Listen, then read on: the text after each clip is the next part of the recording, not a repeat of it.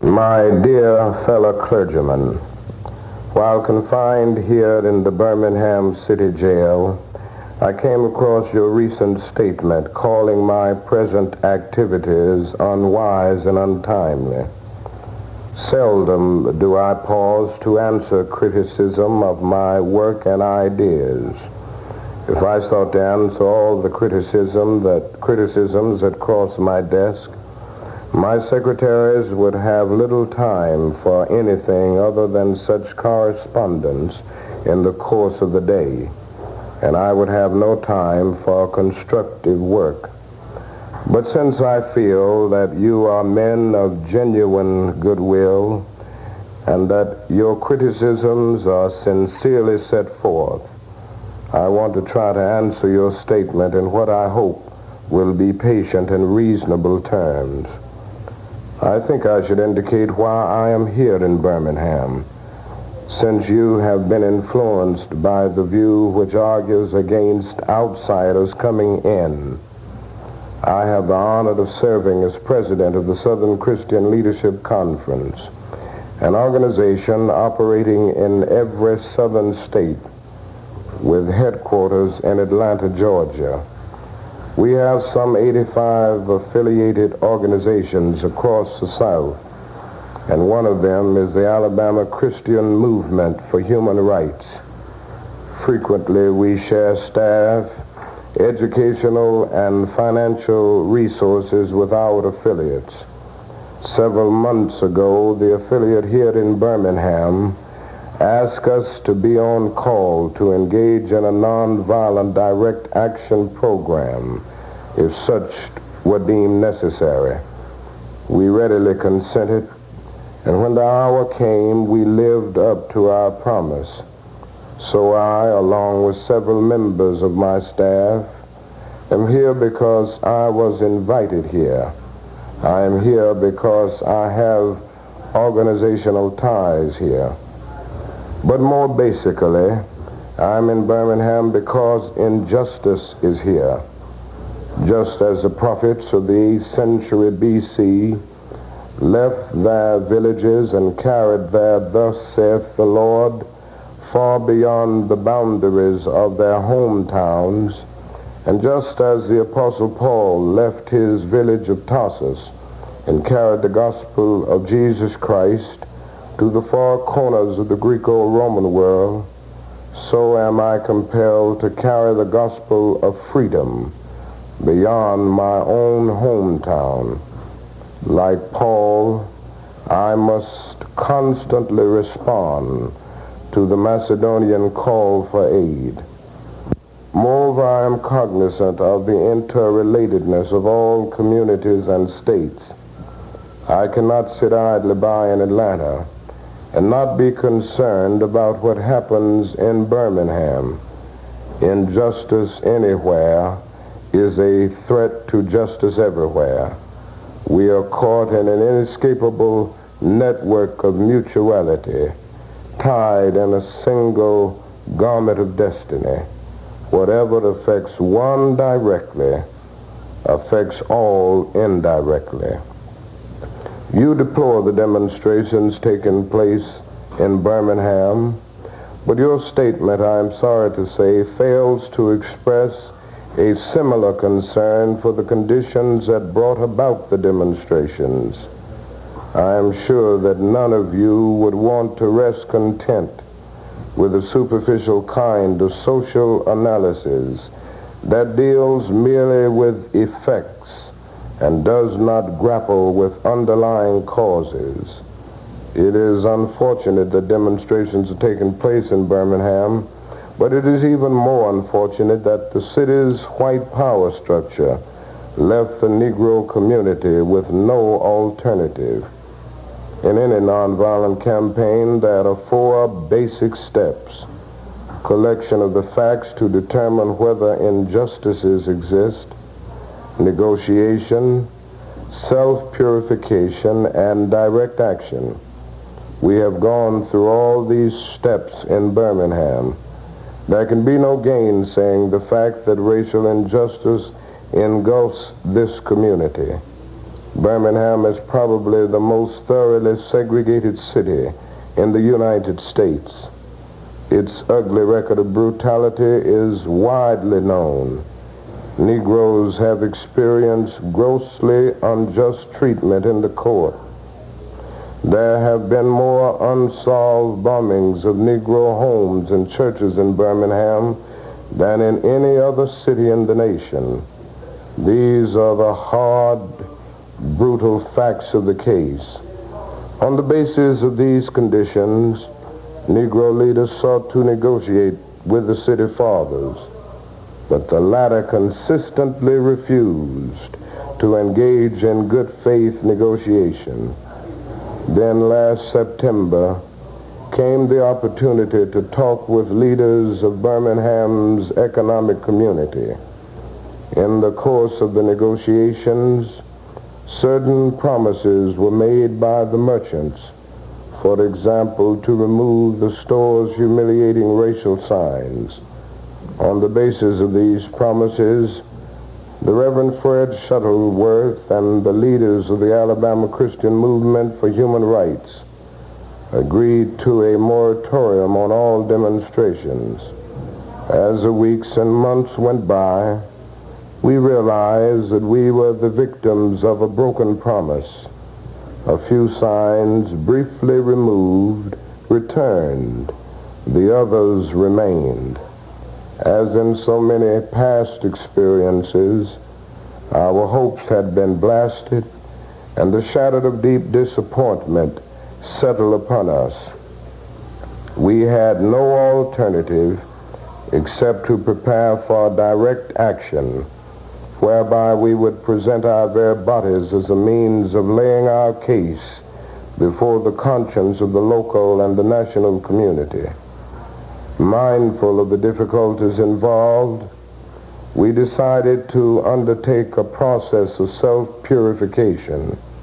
We began a series of workshops on nonviolence, and we repeatedly asked ourselves, are you able to accept blows without retaliating?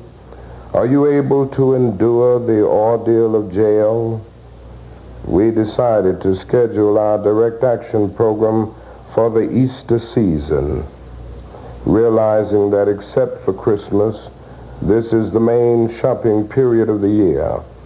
Knowing that his strong economic withdrawal program would be the byproduct of direct action, we felt that this would be the best time to bring pressure to bear on the merchants for the needed change.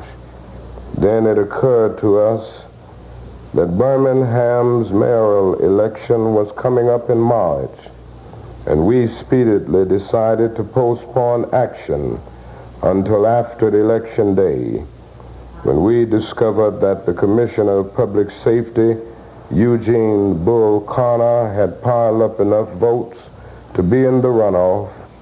We decided again to postpone action until the day after the runoff so that the demonstrations could not be used to cloud the issues.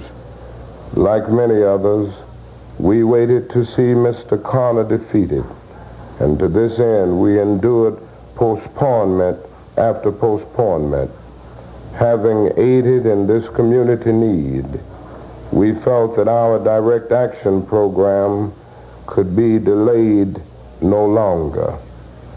You may well ask, why direct action? Why sit-ins, marches, and so forth? Isn't negotiation a better path? You're quite right in calling for negotiation. Indeed, this is the very purpose of direct action. Nonviolent direct action seeks to create such a crisis and foster such a tension that a community which has constantly refused to negotiate is forced to confront the issue. It seeks so to dramatize the issue that it can no longer be ignored. My citing the creation of tension as part of the work of the nonviolent resistor may sound rather shocking, but I must confess that I am not afraid of the word tension. I have earnestly opposed violent tension, but that is a type of constructive, nonviolent tension which is necessary for growth.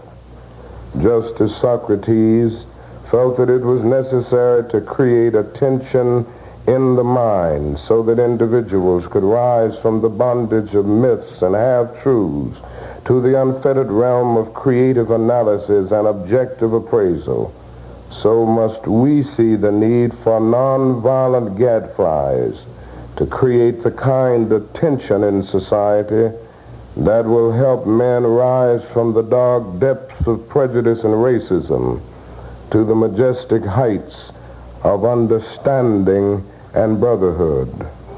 The purpose of our direct action program is to create a situation so crisis-packed that it will inevitably open the door to negotiation. I therefore concur with you in your call for negotiation. Too long has our beloved Southland been bogged down in a tragic effort to live in monologue rather than dialogue. My friends, I must say to you that we have not made a single gain in civil rights without determined legal and nonviolent pressure. Lamentably, it is an historical fact that privileged groups seldom give up their privileges voluntarily. Individuals may see the moral light and voluntarily give up their unjust posture. But as Reinhold Niebuhr has reminded us, groups tend to be more immoral than individuals. We know through painful experience that freedom is never voluntarily given by the oppressor. It must be demanded by the oppressed. Frankly, I have yet to engage in a direct action campaign that was well-timed in the view of those who have not suffered unduly from the disease of segregation. For years now I have heard the word wait. It rings in the ear of every Negro with piercing familiarity. This wait has almost always meant never. We must come to see with one of our distinguished jurists that justice too long delayed is justice denied. We have waited for more than 340 years for our constitutional and God-given rights. The nations of Asia and Africa are moving with jet-like speed toward gaining political independence, but we still creep at horse and buggy pace toward gaining a cup of coffee at a lunch counter. Perhaps it is easy for those who have never felt the sting dots of segregation to say wait. But when you have seen vicious mobs lynch your mothers and fathers at will and drown your sisters and brothers at whim, when you have seen hate-filled policemen curse, kick, and even kill your black brothers and sisters, when you see the vast majority of your 20 million Negro brothers smothering in an airtight cage of poverty in the midst of an affluent society, when you suddenly find your tongue twisted and your speech stammering as you seek to explain to your 6-year-old daughter why she can't go to the public amusement park that has just been advertised on television, and see tears welling up in her eyes when she is told that Funtown is closed to colored children, and see ominous clouds of inferiority beginning to form in her little mental sky, and see her beginning to distort her personality by developing an unconscious bitterness toward white people. When you have to concoct an answer for a 5-year-old son who is asking, "Daddy, why do white people treat colored people so mean, when you take a cross-country drive and find it necessary to sleep night after night in the uncomfortable corners of your automobile because no motel will accept you, when you are humiliated day in and day out by nagging signs reading white and colored, when your first name becomes nigger, your middle name becomes boy, however old you are, and your last name becomes John, and your wife and mother are never given the respected title Mrs., when you are harried by day and haunted by night by the fact that you are a Negro, living constantly at tiptoe stance, never quite knowing what to expect next, and are plagued with inner fears and outer resentments, when you are forever fighting a degrading and degenerating sense of nobodiness, then you will understand why we find it difficult to wait. There comes a time when the cup of endurance runs over, and men are no longer willing to be plunged into the abyss of despair.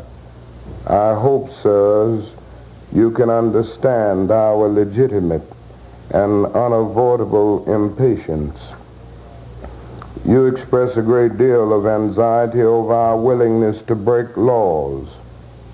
This is certainly a legitimate concern, since we so diligently urge people to obey the Supreme Court's decision of 1954 outlawing segregation in the public schools.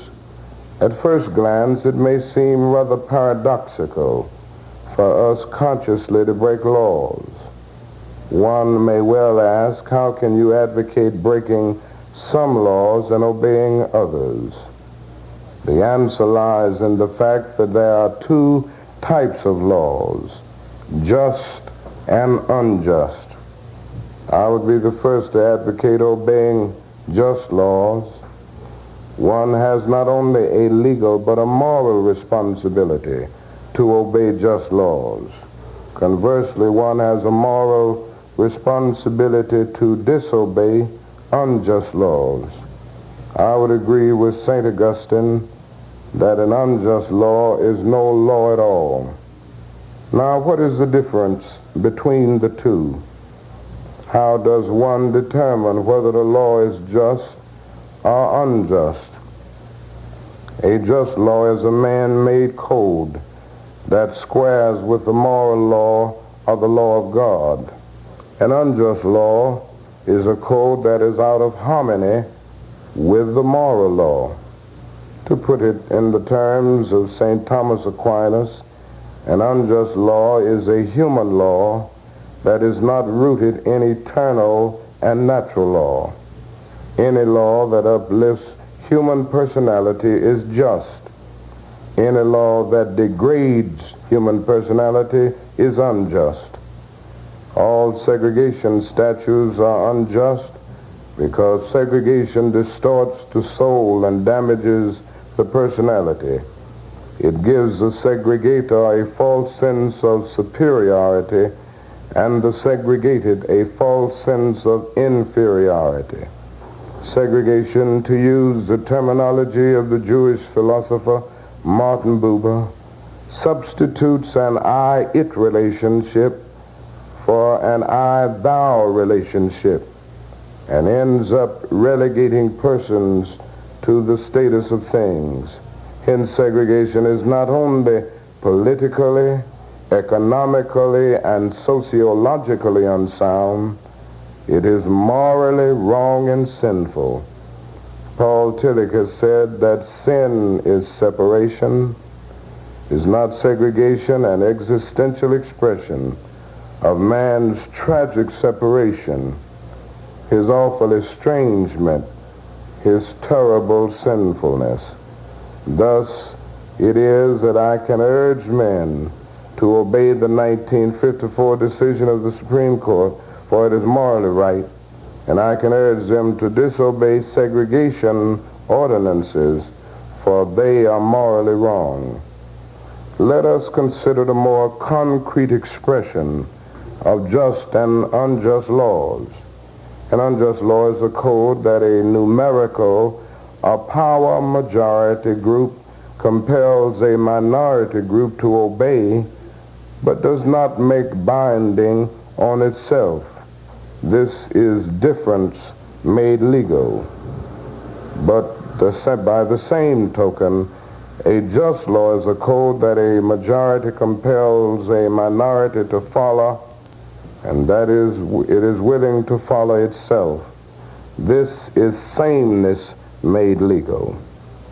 Let me give another explanation. A law is unjust if it is inflicted on a minority that as a result of being denied the right to vote had no part in enacting or devising the law.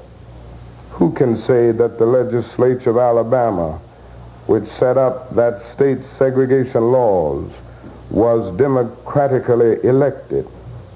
Throughout Alabama, all sorts of devious methods are used to prevent Negroes from becoming registered voters. And there are some counties in which, even though Negroes constitute a majority of the population, not a single Negro is registered. Can any law enacted under such circumstances be considered democratically structured? Sometimes a law is just on its face and unjust in its application. I hope you are able to see the distinction I am trying to point out. In no sense do I advocate evading or defying the law, as would the rabid segregationists. That would lead to anarchy. One who breaks an unjust law must do so openly, lovingly, and with a willingness to accept the penalty. I submit that an individual who breaks a law that conscience tells him is unjust and who willingly accepts the penalty of imprisonment in order to arouse the conscience of the community over its injustice is in reality expressing the highest respect for law. Of course, that is nothing new about this kind of civil disobedience. It was evidenced sublimely in the refusal of Shadrach, Meshach, and Abednego to obey the laws of Nebuchadnezzar on the ground that a higher moral law was at stake. It was practiced superbly by the early Christians who were willing to face hungry lions and the excruciating pain of chopping blocks rather than submit to certain unjust laws of the Roman Empire. To a degree, academic freedom is a reality today because Socrates practiced civil disobedience. In our own nation, the Boston Tea Party represented a massive act of civil disobedience. We should never forget that everything Adolf Hitler did in Germany was legal, and everything the Hungarian freedom fighters did in Hungary was illegal. It was illegal to aid and comfort a Jew in Hitler's Germany. Even so, I am sure that had I lived in Germany at the time, I would have aided and comforted my Jewish brothers. If today I lived in a communist country where certain principles dear to the Christian faith are suppressed, I would openly advocate disobeying that country's anti-religious laws.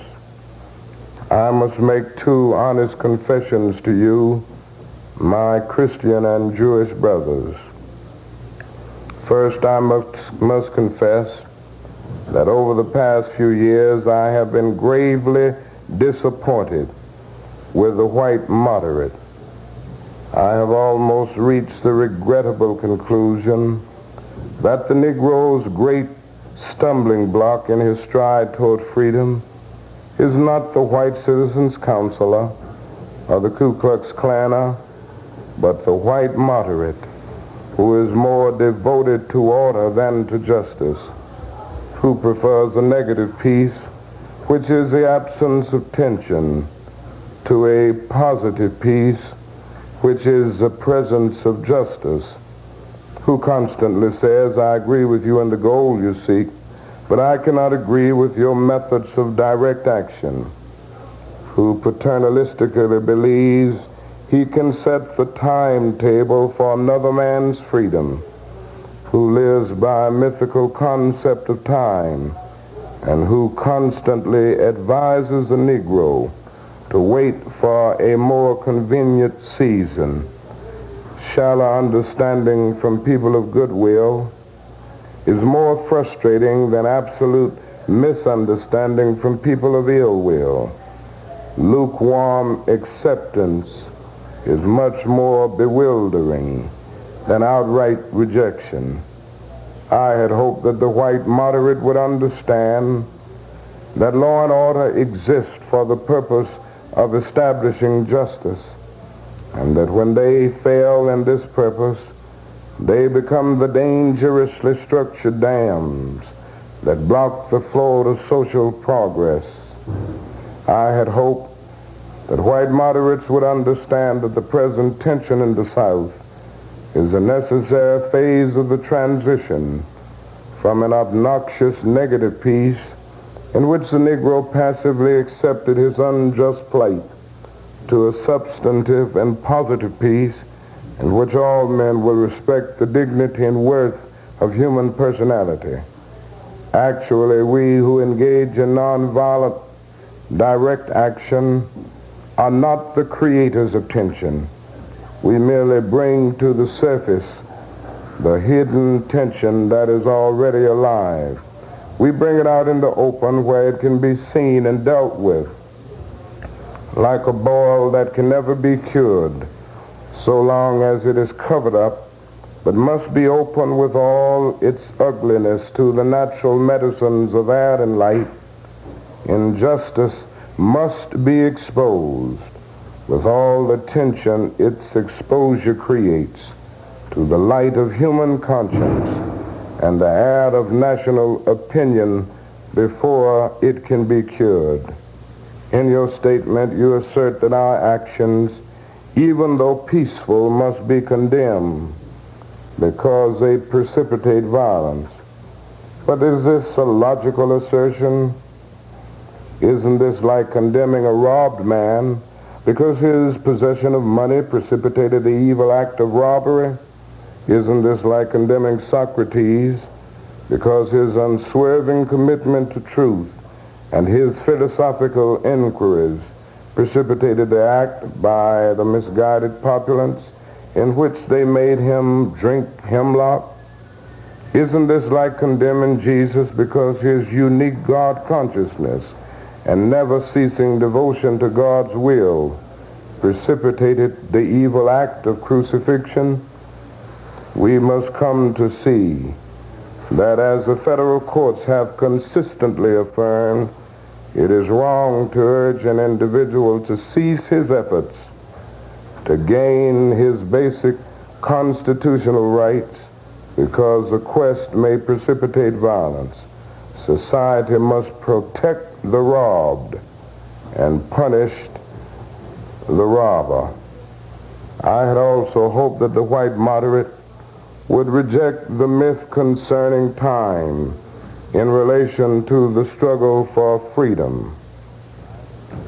More and more, I feel that the people of ill will have used time much more effectively than have the people of goodwill.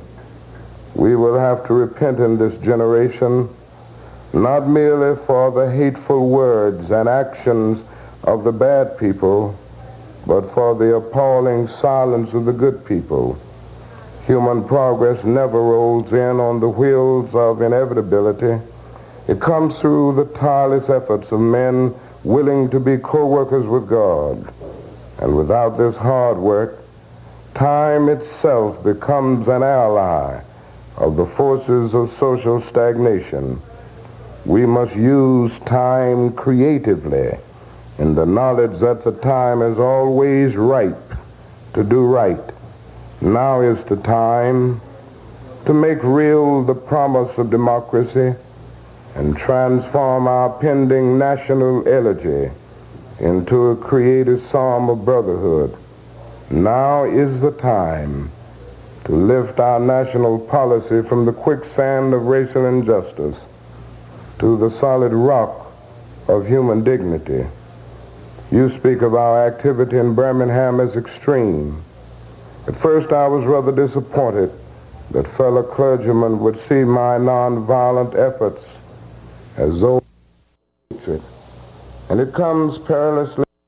One is a force of complacency, made up in part of Negroes who, as a result of long years of oppression, are so drained of self-respect and a sense of somebodyness that they have adjusted to segregation, and in part of a few middle-class Negroes who, because of a degree of academic and economic security, and because in some ways they profit by segregation, have become insensitive to the problems of the masses. The other force is one of bitterness and hatred, and it comes perilously close to advocating violence. It is expressed in the various black nationalist groups that are springing up across the nation, nourished by the Negro's frustration over the continued existence of racial discrimination. This movement is made up of people who have lost faith in America, who have absolutely repudiated Christianity, and who have concluded that the white man is an incorrigible devil. I have tried to stand between these two forces, saying that we need emulate neither the do-nothingism of the complacent nor the hatred and despair of the black nationalists. For that is a more excellent way of love and nonviolent protest.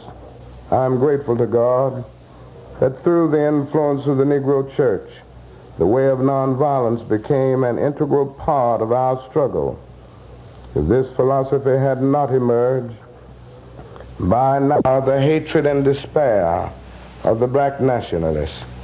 For that is a more excellent way of love and nonviolent protest. I am grateful to God that through the influence of the Negro Church, the way of nonviolence became an integral part of our struggle. If this philosophy had not emerged, by now many streets of the South would, I am convinced, be flowing with blood. And I am further convinced that if our white brothers dismiss as rabble-rousers and outside agitators those of us who employ nonviolent direct action, and if they refuse to support our nonviolent efforts, millions of Negroes will, out of frustration and despair, seek solace and security in black nationalist ideologies, a development that would inevitably lead to a frightening racial nightmare. Oppressed people cannot remain depressed forever. The yearning for freedom eventually manifests itself, and that is what has happened to the American Negro. Something within has reminded him of his birthright of freedom, and something without has reminded him that it can be gained. Consciously, unconsciously, he has been caught up by the spirit of the times, and with his black brothers of Africa and his brown and yellow brothers of Asia, South America, and the Caribbean, the United States Negro is moving with a sense of great urgency toward the promised land of racial justice. If one recognizes this vital urge that has engulfed the Negro community, one should readily understand why public demonstrations are taking place. The Negro has many pent-up resentments and latent frustrations, and he must release them. So let him march. Let him make prayer pilgrimages to the City Hall. Let him go on freedom rides and try to understand why he must do so. If his repressed emotions are not released in nonviolent ways, they will seek expression through violence. This is not a threat. but a fact of history. So I have not said to my people, get rid of your discontent. Rather, I have tried to say that this normal and healthy discontent can be channeled into the creative outlet of nonviolent direct action. And now this approach is being termed extremist. But though I was initially disappointed at being categorized as an extremist, as I continued to think about the matter, I gradually gained a measure of satisfaction from the label. Was not Jesus an extremist for love? Love your enemies, bless them that curse you, do good to them that hate you, and pray for them which despitefully use you and persecute you. Was not Amos an extremist for justice? Let justice roll down like waters, and righteousness like a mighty stream. Was not Paul an extremist for the Christian gospel? I bear in my body the marks of the Lord Jesus Christ. Was not Martin Luther an extremist? Here I stand, I cannot do otherwise, so help me God. Was not John Bunyan an extremist? I will stay in jail to the end of my days before I make a butchery of my conscience.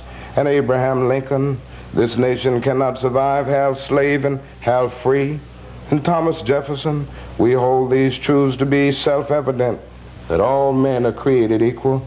So the question is not whether we will be extremists, but what kind of extremists we will be. Will we be extremists for hate or for love? Will we be extremists for the preservation of injustice or for the extension of justice? In that dramatic scene on Calvary's Hill, 3 men were crucified. We must never forget that all 3 were crucified for the same crime, the crime of extremism. 2 were extremists for immorality, and thus fell below that environment. The other, Jesus Christ, was an extremist for love, truth, and goodness, and thereby rose above his environment. Perhaps the South, the nation, and the world are in dire need of creative extremists. I had hoped that the white moderate would see this need. Perhaps I was too optimistic. Perhaps I expected too much.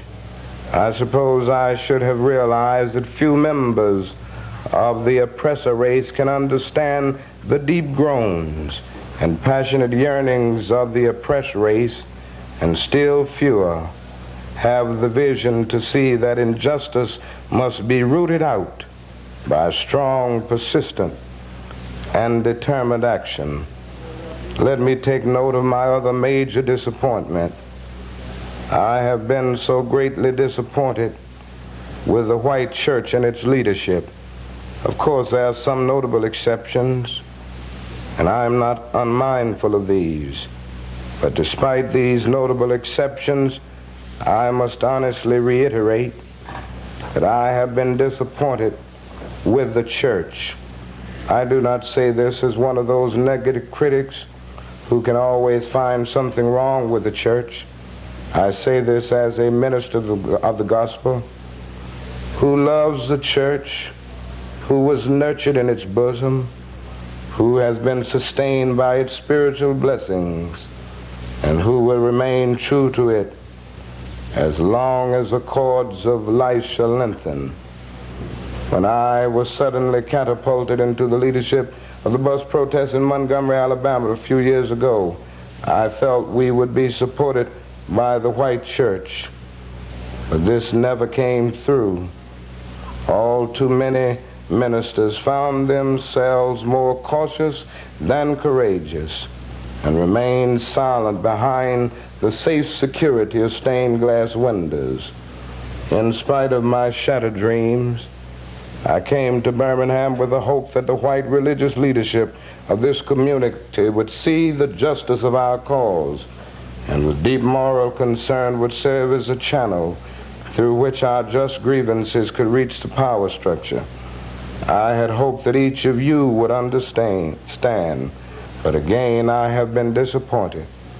I've heard numerous southern religious leaders admonish their worshipers to comply with a desegregation decision because it is the law. But I have longed to hear white ministers declare, follow this decree because integration is morally right and because the Negro is your brother.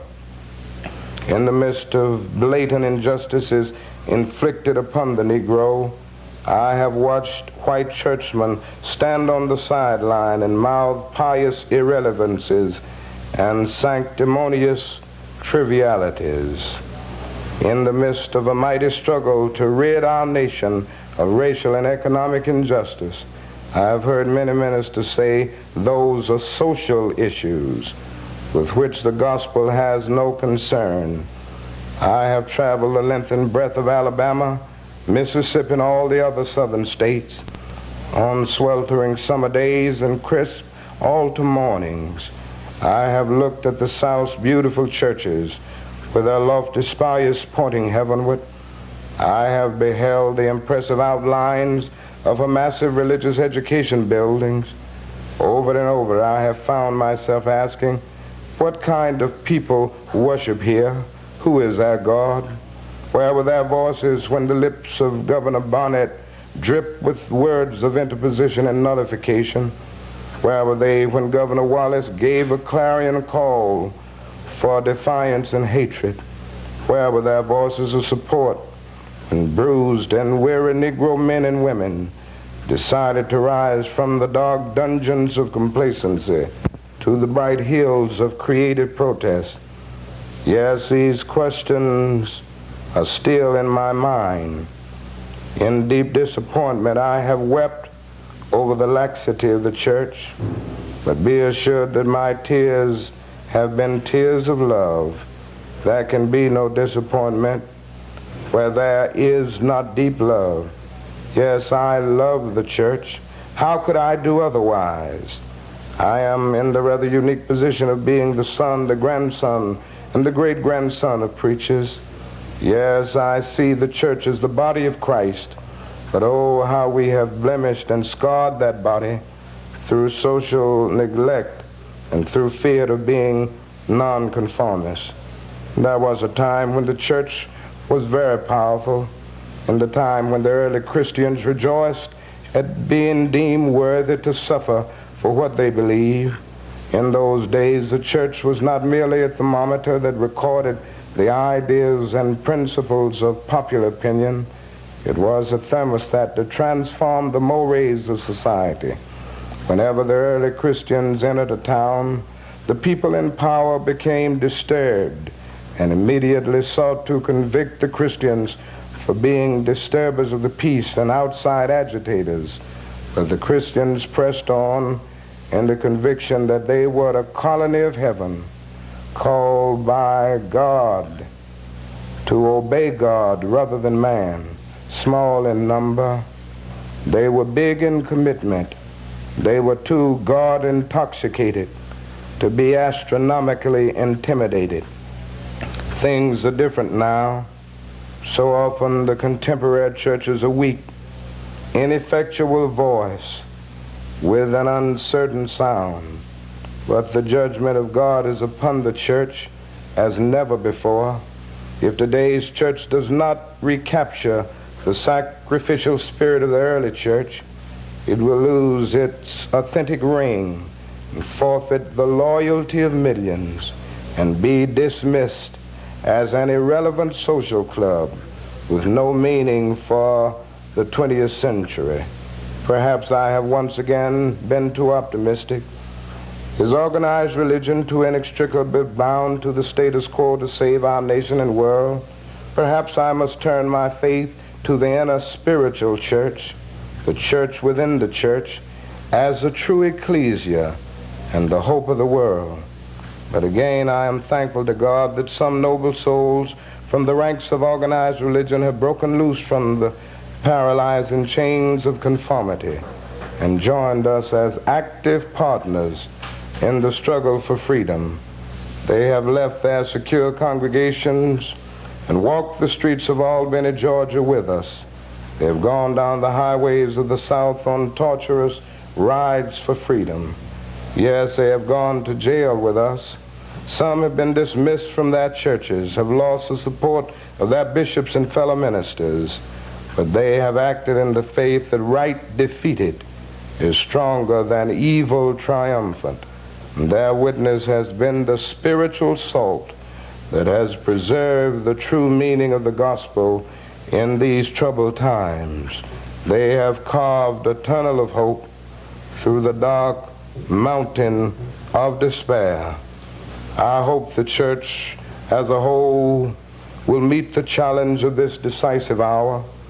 But even if the church does not come to the aid of justice, I have no despair about the future. I have no fear about the outcome of our struggle in Birmingham, even if our motives are at present misunderstood. We will reach the goal of freedom in Birmingham and all over the nation, because the goal of America is freedom.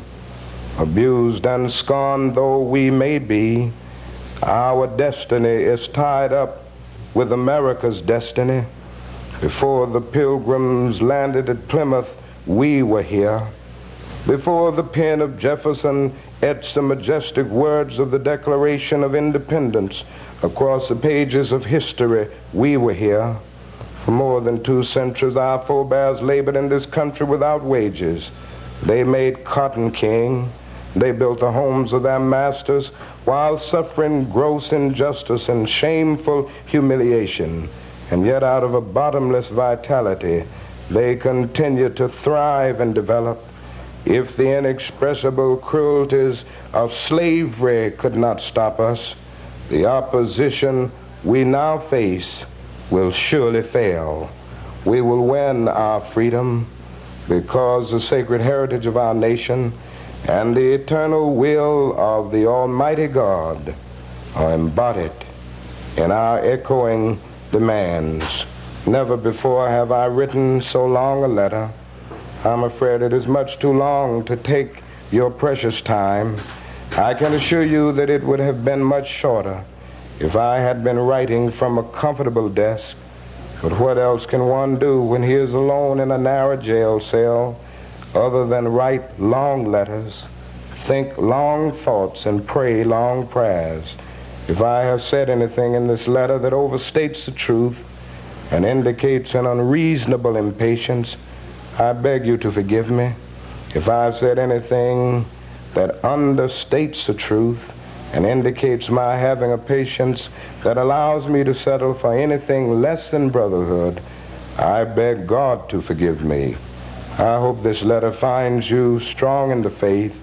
I also hope that circumstances will soon make it possible for me to meet each of you, not as an integrationist or as a civil rights leader, but as a fellow clergyman and a Christian brother. Let us all hope that the dark clouds of racial prejudice will soon pass away and the deep fog of misunderstanding will be lifted from our fear-drenched communities, and in some not too distant tomorrow, the radiant stars of love and brotherhood will shine over our great nation with all their scintillating beauty. Yours for the cause of peace and brotherhood, Martin Luther King, Jr.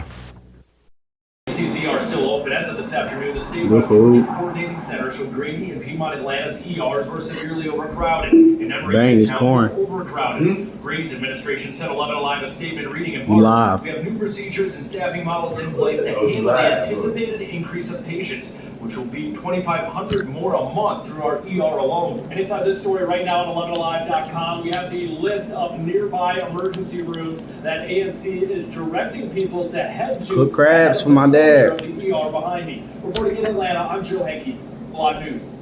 Todd, we are getting a clear picture of election security issues in Coffee County. Just ahead, the video in the investigation. Reports request to reconsider bond for rapper Gus. I see that juice. That story in 30 seconds. Let's see if we got it right now. You gotta pull it easy. Now pull it off real easy. See, got him.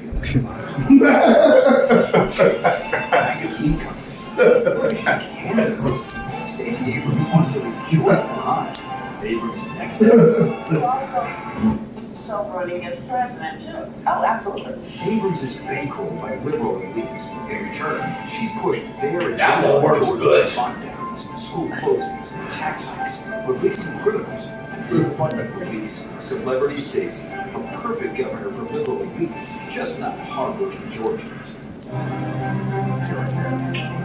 If insurance Got companies it. took care of you like they should, you wouldn't have to call me after you've been injured.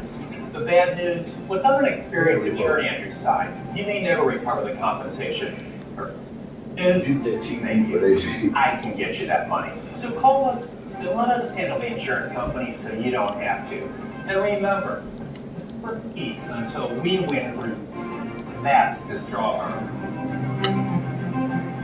2 times in the very same week, train accidents occurred at this crossing. And it's not just here.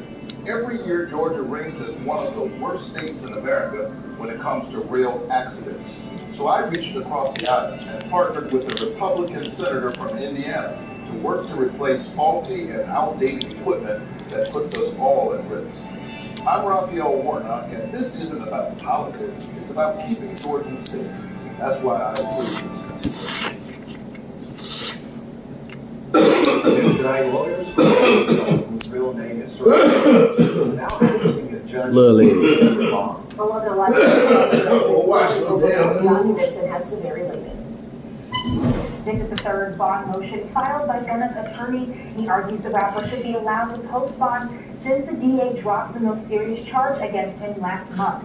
The motion was filed Monday, and court documents show Gunna's attorney also argued the prosecution failed to show sufficient evidence of, quote, claims of dangerousness. Gunna, whose real name is Sergio Kitchens, is among more than 24 people indicted in the Fulton County RICO case involving ties to Young Slime Life. Prosecutors allege YSL is a gang that's behind several crimes in the Atlanta area. Defense attorneys say there's no evidence of that and accuse prosecutors of using artist lyrics against them. Asked attorney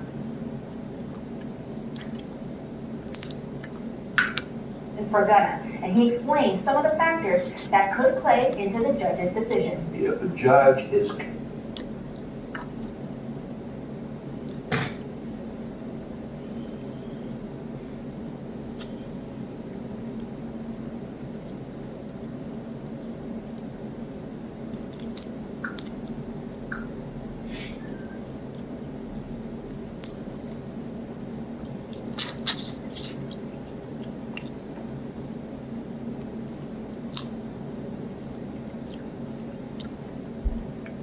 For what you do.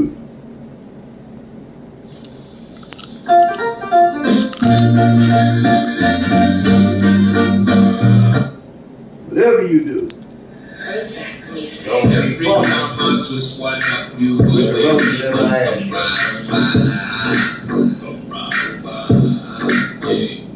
You ain't never got no money, but you always wanna get a free high.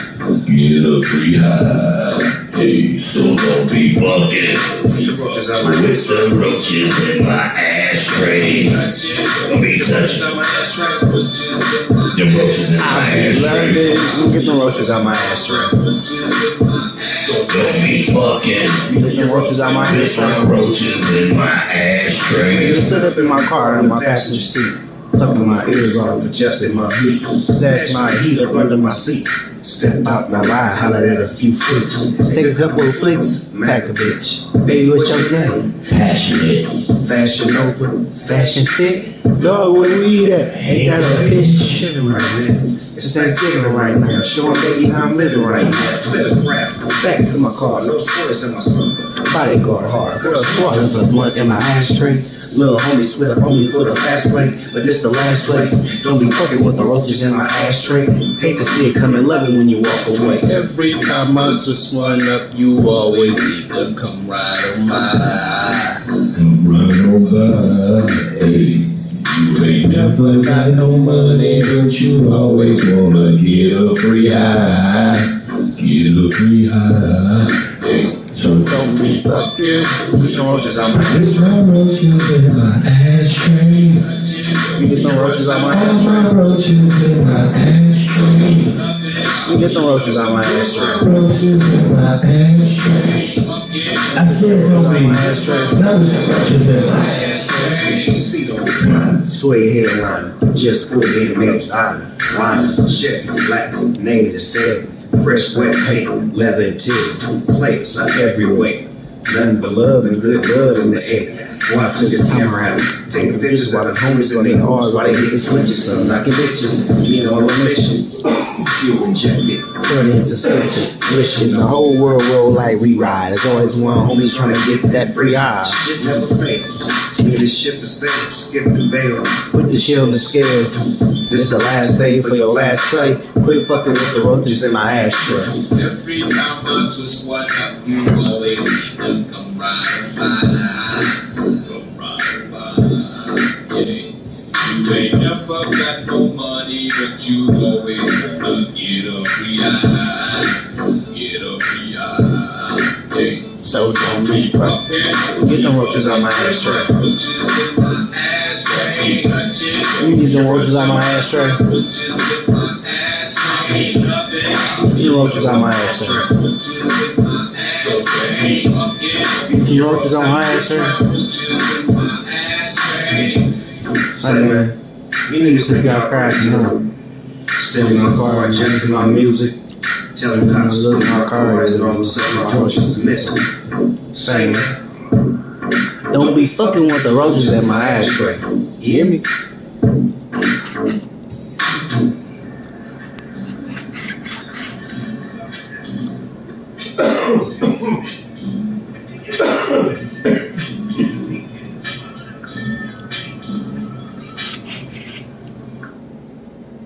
People remember heartwarming ads. So to help you remember that Liberty Mutual customizes your home insurance, here's a touch of...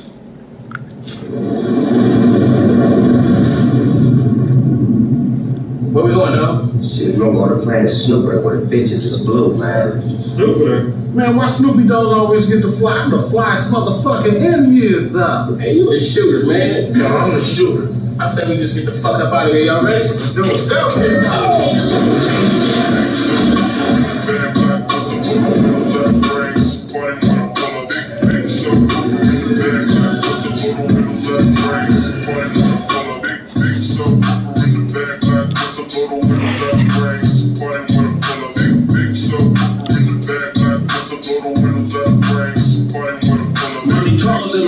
In Yosemite.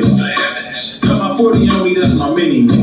Damn near anything I want, I can afford it. Never hustle backwards, always forward. I can multitask, always on the grind. I can walk and chew gum at the same time. I ain't no hiatus, I ain't missing an action. I'm the center of attention, bitch. The main attraction. When I enter the turf, when I pull up, people gather around me. Ice cream truck. People always ask me what I do for a living. I wear many hats. I'm something like Lee. I love liquor and sex. Moving your wrists. A couple stretch marks and cellulite on her flesh. She got her legs open like a field goal pop. Booty softer than the king of wine roll. Blow the windows out the brains.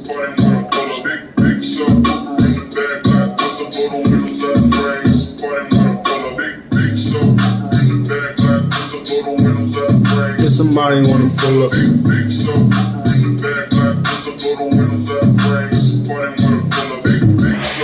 Big subwoofer bouncing like a trampoline. Glass shake when I roll past the scene. Candy apple paint dripping classic green.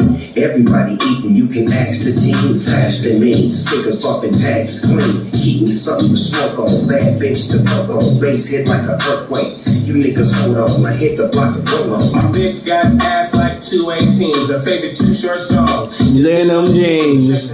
Shake it, baby, if you like this song. Do a nasty dance every time they turn it on. It's got more bass than baseball. She down on her knees, she want the face show. I got it, give her what she want. Turn it up loud and let that shit bump. Everybody love the mom, stepping in the trunk. In the back seat, wishing it was in the front. She said something, I heard, but bitch, I can't hear one motherfucking word. Bitch. Big show. Back like what's up on the windows out the brain. Somebody wanna pull up. Big shot, what's in the back like what's up on the windows out the brain. Somebody wanna pull up. Big subwoofer, Big titty hooker, cocaine cooker, rooftop looker, looked out and saw TJ hooker, jumped off the roof like Superfly Snooker. You know me, I'm up in it like a booger. Then I treat the bitch like some dice and I shook her. I heard this young head screaming like a woman, yelling that they coming. Nigga, we ain't running. It's a new day, still got the AK. If these bitches wanna take it back to 88, turn the music down before we lock in horns. Keep the party going. It's a false alarm.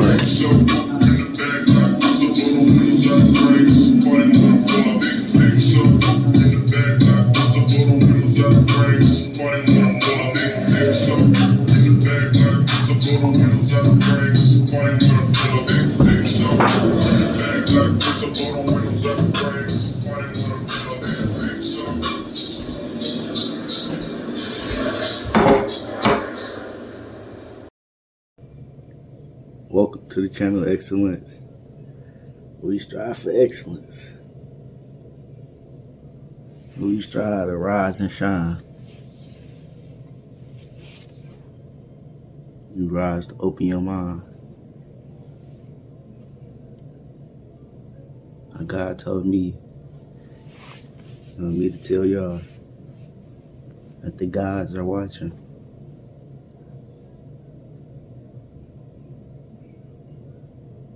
Some of y'all are looking for him. Some of y'all know where they're at. God told me to tell y'all that the gods are watching. And I said about like 3 years ago, I was outside and I was with my brother. We was on the corner of the house, just chilling, just chopping it up, just talking. The next thing you know, I look up in the sky. I'm like, what is that? And he looked and he seen it. He's like, I don't know what that is. I told him, I'm like, them are ancestors. I said, that's the planet Nibiru. He looked like, what? I'm like, yeah, that's the planet where I come from.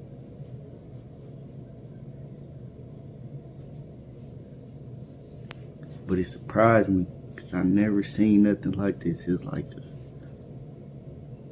a gold. It was like 3 gold like circles in the air. I couldn't tell what it was because it was sunny outside. It was the sun on one side. And I look on the other side. And it's like some planets that look like, it's just like some planets or something. I'm just looking like, what the, some golden, like 3 gold circles, like literally 3 gold circles like this. I look up. Next thing you know, a year after that, coronavirus come. It's looking like, just let you know. I've seen a lot of videos on YouTube. Same people that said the same thing. I know I ain't tripping. God told me to tell y'all, it's gods, they watching. So y'all better be real humble. Y'all stay real focused on what you're doing, thinking, listening to, talking about. Just everything in general in life. Focus on it.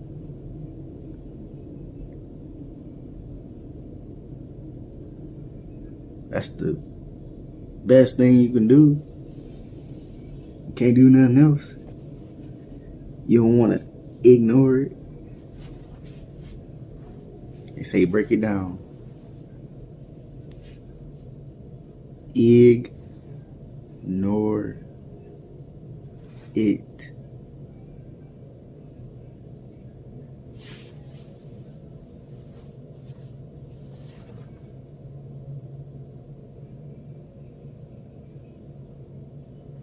I heard that. Ignore it. First two letters right there. IG. Ig. Where everybody at on right now? I bet most of y'all motherfuckers on the IG right now. Ig. I need to get off the ig right now. Get off of it. Ignore it. Put that motherfucker somewhere else. And pay attention to it. Pay attention to them guys that's watching. Cause if you ain't paying attention to the sun, the light, you ain't gonna be able to see nothing else. I'm just keeping it real 100.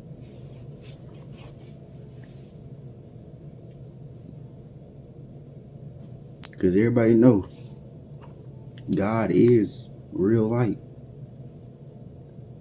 I mean, God is real light. I mean, he like this. You can push him up in the air. He that light. Yeah, you see that light? Now watch this. You can pull him back down. All in your hands. Because that's God. Now I can show you the powers of God.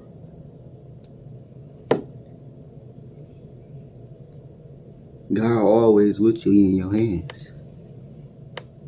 As long as you know that God is real light.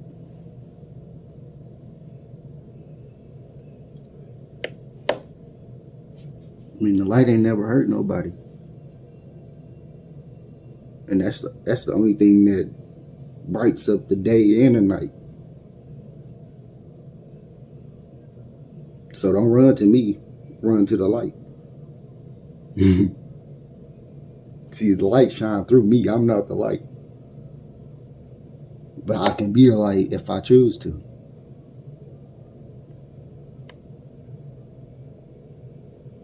You see that? I can be the light. But it's your choice. Do you want to live in the light? Or do you want to be the light?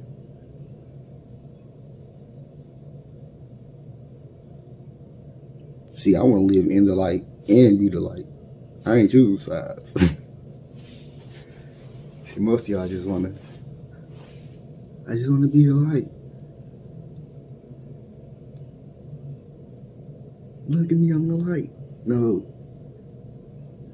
You got to be the light and in the light.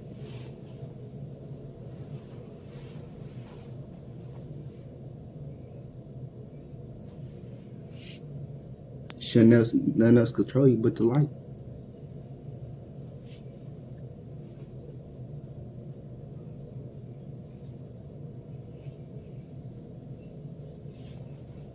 Live in the light. Live in the right.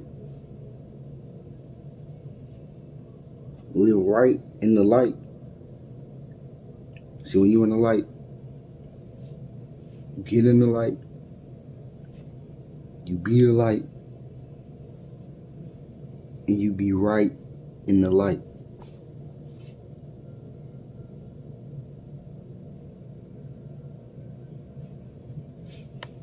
That's right. That's light. If it's right, it's light.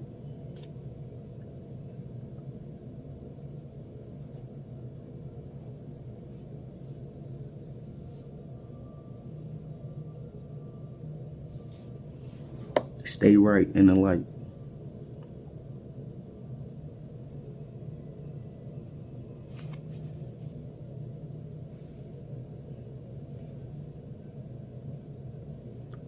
look for the night. Look for the day. But look for the right and the light during the night and the day.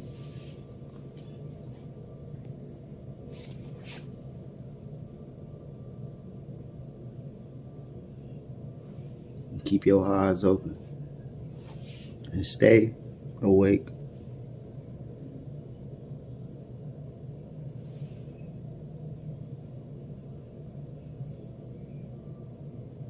Stay awake and give the world a break. Can we do that? Can we stay awake and give the world a break? It seems like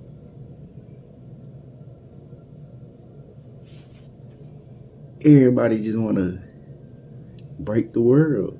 Like chop down trees and why I gotta do all that for? They want to chop down trees and you just hurting the earth. Literally. Chopping down trees. I mean, ain't nothing wrong with it. I mean, it's light work. It's right work. But you gotta do the right thing with it. See, most people just chop down trees, building houses, building apartments, jobs, aquariums, arcades, amusement parks, water parks. And they ain't doing nothing with it. They just, most of that stuff just there for sale.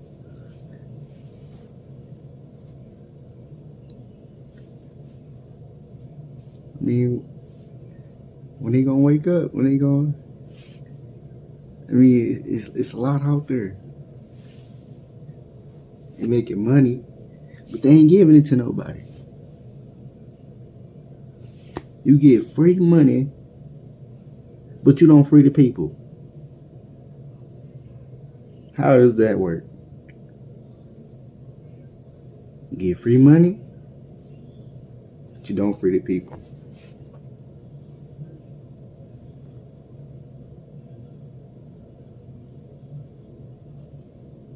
That ain't gonna work. Some gotta go. Like they say, some gotta go, man. Some gotta go.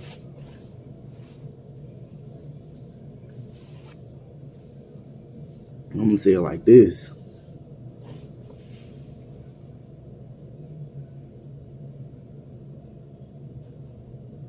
Y'all gonna keep doing what y'all doing?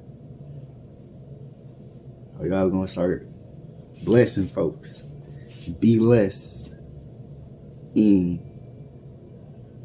Be less in. Come on, man. You ain't gotta do all that extra and ask for that money, all that. You know how people is. Hey, bro, you gotta, bro, it's 10 bands, man. It's 10,000. It's 100,000. 1,000. Come on, now. That's all I hear all day. Bro, I just spent 50 on my wrist. 50K, 50,000. Come on now. All day. When is this gonna change? Y'all know it ain't right. Now I can see if you was bragging like on something like, man, I just put this whole watch together, man. I just dig 50 feet for this fucking gold right here. I just put it on my wrist, man. I just went to the whole jewelry shop, man. I done got the tools and everything. I done wrote my name. You feel me? Or something like that. But you putting $1 on it. What's the $1 for?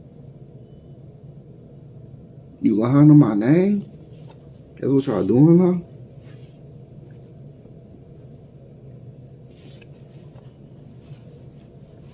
They lying on the names?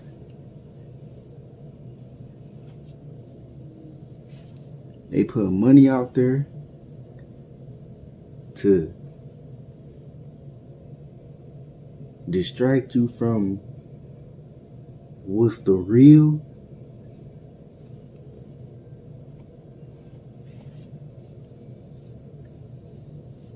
It's make life more interesting.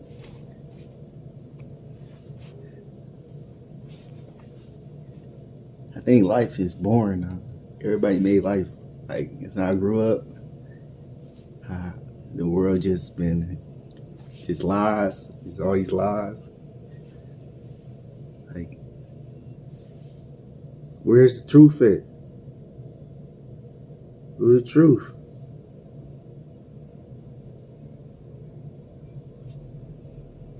Where's the truth at? Y'all ain't ready for the truth. See, God say come with the truth, and the truth will set you free. See, I can be freed as long as I'm telling the truth. And one day I'm going to be free. I know I'm going to be free.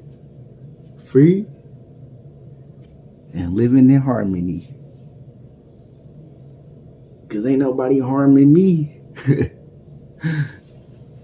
Because I got that tea, truth. I'm going to be free. All I gotta do is listen to God's. Everything good, bring it to my hood. I know you need a wood. Could. Should. But know one thing. I am about my Father's work. God said live free. He said, what did he say? Say it again, God. He said it. Say it again. Huh? Wait, what? See, sometimes you can't hear him, but you gotta focus.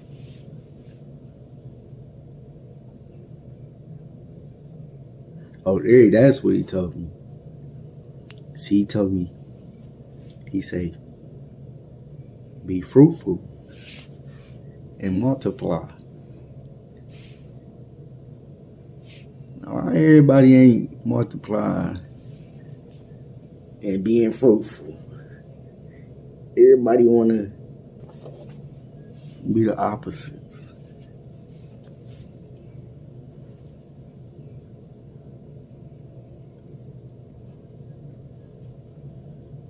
Well, I'm sticking to my Father's work.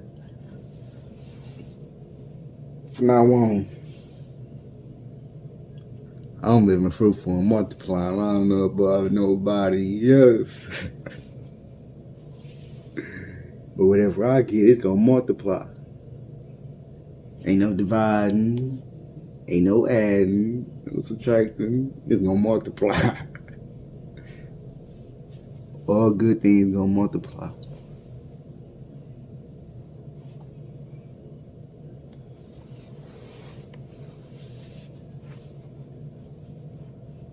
All the good things will multiply.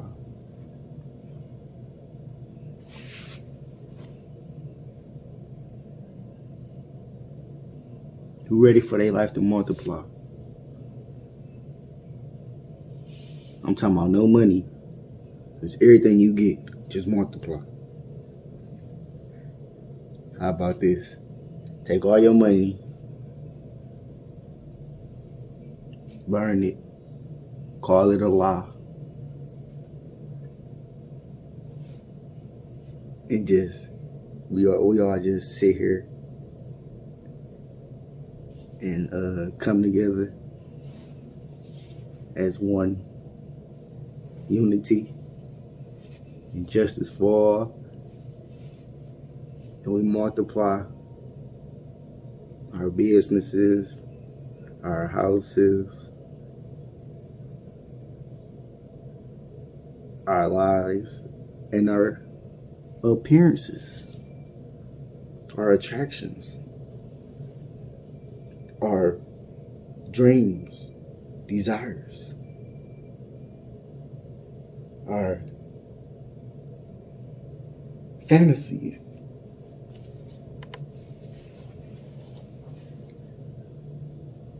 So we can live better on this life, on the things that we want to be made manifest.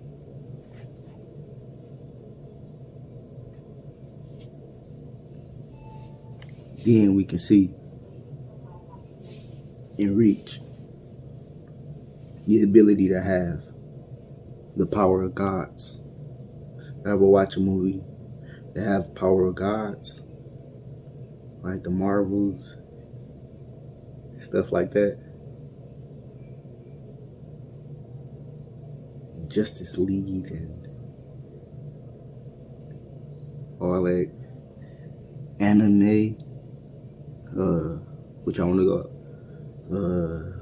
Dragon Ball Z or whatever y'all want to call it.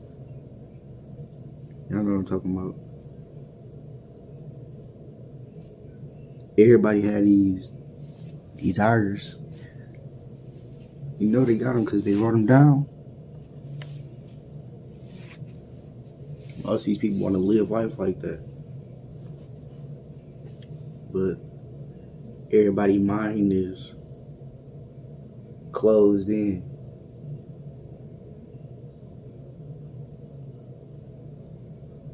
I need to open the mind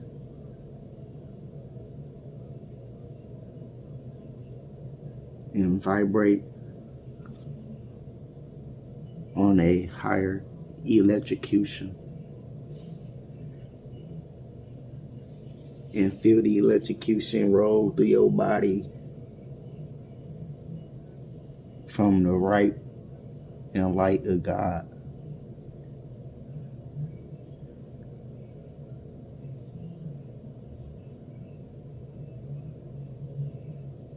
Because when God touch you, He gonna touch you in a special way. A real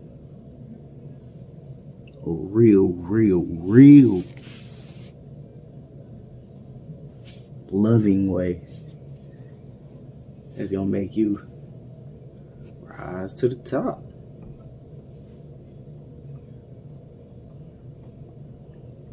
All you gotta do is believe in yourself and know that you a part and full of part of God and God only. And you will do the right thing to everyone, every spirit, and everything. The God, the godly thing, the right God, do the right God thing. The right God, godly gods, are the gods. I'm talking about the best gods of the book of gods that you can read. If you just do the right, do the right. Don't get left. Don't get left behind in my tracks. While I'm taking off like Usain Bolt, and you still selling. I'm Usain Bolt, and you still selling. You still selling. While I'm here practicing on my sales, and you over there, wherever you at, you still trying to make some sales.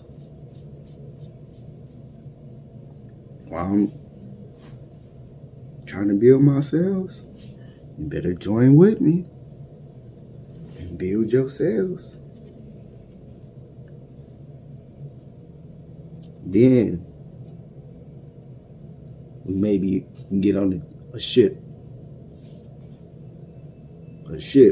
See, right now, y'all think about getting on the ship. Y'all ain't gonna be able to get on no ship right now. Because y'all energy has to be rising. Because if you see right now, I don't even know if this is true, but the feeling of the energy that I'm on right now, it's true. That this water elaboration on this earth that they got going through the frequencies of this whole United States, I don't think nobody gonna be selling on no water. Cause it's hurricanes.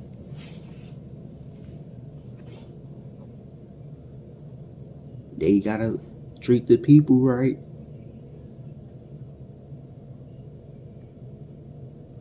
All the plumbers, I better get to work. It's gonna be a lot of work to do before you can get to what you really need. But it's easy to do. You just gotta do it. Get to it. Shout out to all my people in Flint, Michigan right now. I know y'all still going through the crisis. Y'all probably got it the worst out of everybody in this world right now. Just off the water. I'm gonna say this right now. Everybody need to just come together.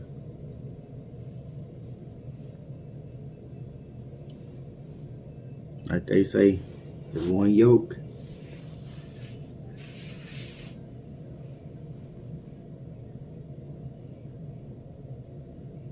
When y'all become one eye, one ear, one mouth, one nose.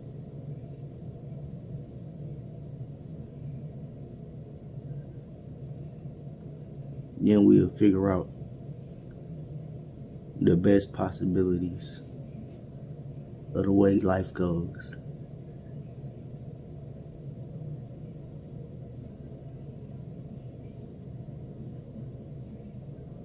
Y'all already knows.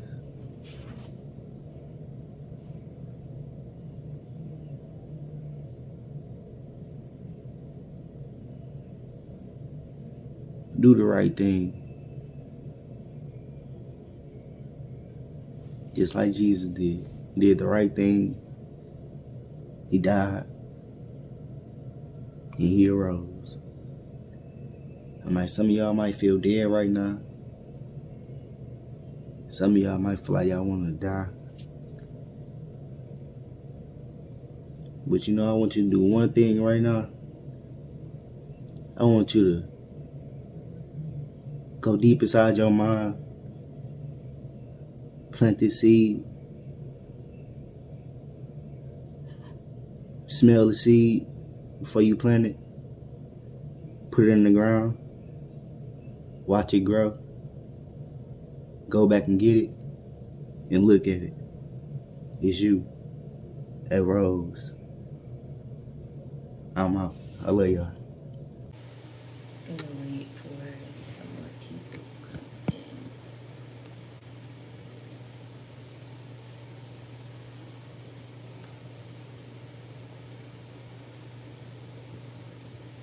in. Okay, so I'm gonna go ahead and get started with today's message. And today's message that we're gonna be going over is God is saying that He's about to baffle your spectators. And what I mean by that is there are some of you that have been going through things in your life, see, where people didn't understand the plans that God had for you. Hi, Lisa. I'm back to do live. I know I haven't done a live in a minute, but let me tell you something. This word came to me just now, and I was like, I was right in the middle of doing something, and I said, God was like, no, do it now. Wow, you know what I'm saying? So I had to come on here and just tell y'all something real quick about the plans that God has for you. And He's saying that He's about to baffle your spectators. See, there are some of you who don't realize that the bullies that you were dealing with, they were evil, but they were weak. And they was also operating from a place of being, like I said, low vibrational. And these people that you were dealing with, it's like they thought that they had won something. Whatever it is that was not going right in your life, these people thought that they had the one up on you. They thought that they had leverage over you. They thought that they had an edge on you. But see, the thing is, the reason why God was telling you to man your stable and to tend to your grass, to tend to your field, tend to your garden, and stop focusing on these people was because he had a bigger plan for you, a bigger plan that these people did not know that he had. You understand what I'm saying? See, these people's, their weapon is their mouth. The bully, their weapon is their mouth. When these people thought that they was bullying you, they thought that the curses that they were sending your way, you understand what I'm saying? They thought that the things that they had spoke over your life was going to manifest in your life. And see, when they saw you not doing anything and they saw you being still, they didn't understand that it wasn't because that they was winning. It was because you was following orders. I just said something. It wasn't that they was winning. It's that you was being obedient to God and you was following orders when he told you, you're not going to give them the reaction that they want. You're going to tend to this garden. You're going to tend to this field. And you're going to mind the business that pay you. You understand what I'm saying? Because some of you don't even understand the reason and what a bully do when you give them power, right? It's like you doing a project. I'm about to break this down. It's like you doing a project. And these people know that you're different. I told y'all, you marked and you chosen. There is no doing away with that. God has chosen you for this purpose. He's chosen you for this mission. You have to step into it and you have to understand what comes along with that territory. There are people who are going to perceive you and know that you're better than them, know that you're on a different level than them. It's not about how you come off. It's just about who you are. You understand me? And there are people who are intimidated by that, who can't handle that. They can't handle being by your hip. They can't handle being on the side of you. So they have to try to do things in order to ensure that you behind them, and that at the end of the day that they're doing things so that you don't win, and so that you don't step into the things that God had for you. And see, God did not intend for you to be behind anybody. God did not intend for your enemies to have the one up on you. God said, I'm going to make your enemies your footstool, not the other way around. And so sometimes, in order for you to see who these people are, in order for you to build your strength and your endurance, this is why God was telling you to step back and let these people think that they got the one up on you. Let them go ahead and get that laugh in. Let them go ahead and get them gossips in and get them laughs in and get them lies in. Because see, when I come through and I thrust you forward, they're going to still be in that same spot where they were, thinking that they were going to win, thinking that they had the one up on you, thinking that they had won. And see, when I come through and I push you forward and I thrust you forward, they not gonna have anything to say. Because how you gonna speak about a person who bought their money? How you gonna speak about a person who up on their life? How you gonna speak about a person who ain't struggling no more? How you gonna speak about a person? And this is why God was telling you, let them go ahead and walk first so you can see how a person gonna move. Sit back. Let them walk forward. Let them move forward so you can see how a person moves. So you can be aware and privy and aware of people's actions and their mannerisms. Going back to what I was saying, a lot of these people did not have any power over you. The only power that they had was their mouth. Do you understand what I'm saying? And God said your power is your faith. Your power is your prayer life. Your power is your tenacity. Your power is your strength. Your power is your mind. Your power is your spirit. All these people ever had was their mouth. And this is why they chose to say certain things about you. Because, sweetheart, they couldn't handle who you were. So this is why God was telling you, sit back, man your stable, be still. Some of y'all who I'm talking to, some of y'all, it's like y'all wanted to go out there and prove a point. And you would have ruined everything that God was trying to prepare for you by doing that. Because see, even though you think, oh, well, I'm just proving a point and I'm going to shut all them lies down and I'm going to shut it down. No, you're not. Because see, in all actuality, you still yet giving the enemy what they want. You're showing the enemy that by you proving a point to them, that they touched and rubbed you the wrong way. See, God was trying to ensure that you didn't give these people the satisfaction of letting them know that what they was doing was getting to you. This is why he told you, sit back because I got a bigger plan. And see, when a person thinks, it's like, okay, boom, you doing something. And they see that what you're doing is about to take off. They know that it's going to take you to greater heights and greater levels of your life. This is the ignorance that you was dealing with. I'm about to break it down right now. There were more people who was willing to chime in on the mockery and the foolery than to sit up here and step aside and be an individual and do what is right. The culture got a lot of people's minds messed up. And see, there were a lot of people who you was around who showed you that 20% of them, that 20% that oh, they looked like they was good, they looked like they was for you, they looked like they was loyal, but it was really to overcompensate that 80% of them that's jacked up. I just said something. A lot of people that you was around was only showing you that 20%. They was hiding that 80%. And God was tired of the mask that people was wearing around you. I'm saying something. I have not come on live in a hot minute. Y'all know what I'm saying. Act like you know. I know what I'm saying. You was around people who was only showing you 20% of them. Say I'm lying. You was around people that was only showing you 20% of themselves. Because that 80%, they know was jacked up and messed up. They wouldn't have been able to be around you for as long as they were if they had showed you that 80%. So see, what God did was he said, I'm tired of this. Step back. Stop always being the one to try to run behind and forgive. Stop being the one to try to run behind and make amends. Stop always trying to run behind somebody to try to reason with someone, to try to understand someone. Some people don't understand. They don't deserve your graciousness. They don't understand. They don't deserve your understanding. They don't deserve your niceness. They don't deserve your generosity. They don't deserve your kindness. You kept trying to go ahead and run with people who could not handle you. They could not be real with you because they could not handle your greatness. They could not be a real friend to you because they was too busy trying to be better than you and compete with you. They could not love you from a place in their heart because they was intimidated by you. This is why God said, wait for the right person that I send in your life. Because see, when I send them, that foundation gonna be set. Ain't nobody gonna be able to come in and weigh this person to the left and weigh this person to the right. If a person is able to believe lies on you, that was never yours to begin with. If a person is able to be so quick to assassinate your character, they was never loyal from the jump. I'm saying something. I may be rubbing y'all the wrong way, but I'm telling you it's the reason why God was telling me to get on this live. I have not come on live in a hot minute. Do you understand what I'm saying?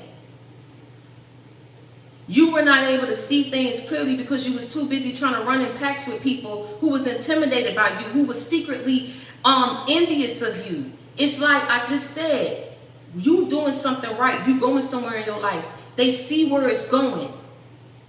Instead of trying to jump on the bandwagon and do what's right and to roll with you and to support you, you have more people who would sit up here and sit back and try to get in and group up with other people who they know don't like you. Group up with other people who they know was spreading lies and gossiping on you. This is what was happening. And see, they looked at you and they was like, oh, okay, they going places, they doing stuff. What I did didn't affect them. There are people who are around you right now who see God mercy, who see the miracles that God is performing. Thank you, China and crew, baby. I love you. I appreciate that. Who see the miracles that God is performing in your life. Don't you know that God has already shot these people because these people are trying to figure out how you still standing and how you still winning when what they sent your way should have destroyed you, when what they sent your way should have caused you to self-destruct. Oh my God, they are trying to figure out how you still standing. They don't get it. They trying to figure out where you're getting your help from. They don't get it. What I just said, your power, your weapon is your faith. They didn't count on that. They didn't bet on that. They counted you out, but God counted you in. You feel what I'm saying? And they can't handle that. So you had a whole lot of people who sit up here, it's like you about to step up and get your trophy.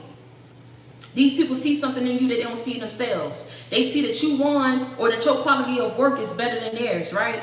Don't you know a person will sit up here and joke you about the smallest thing?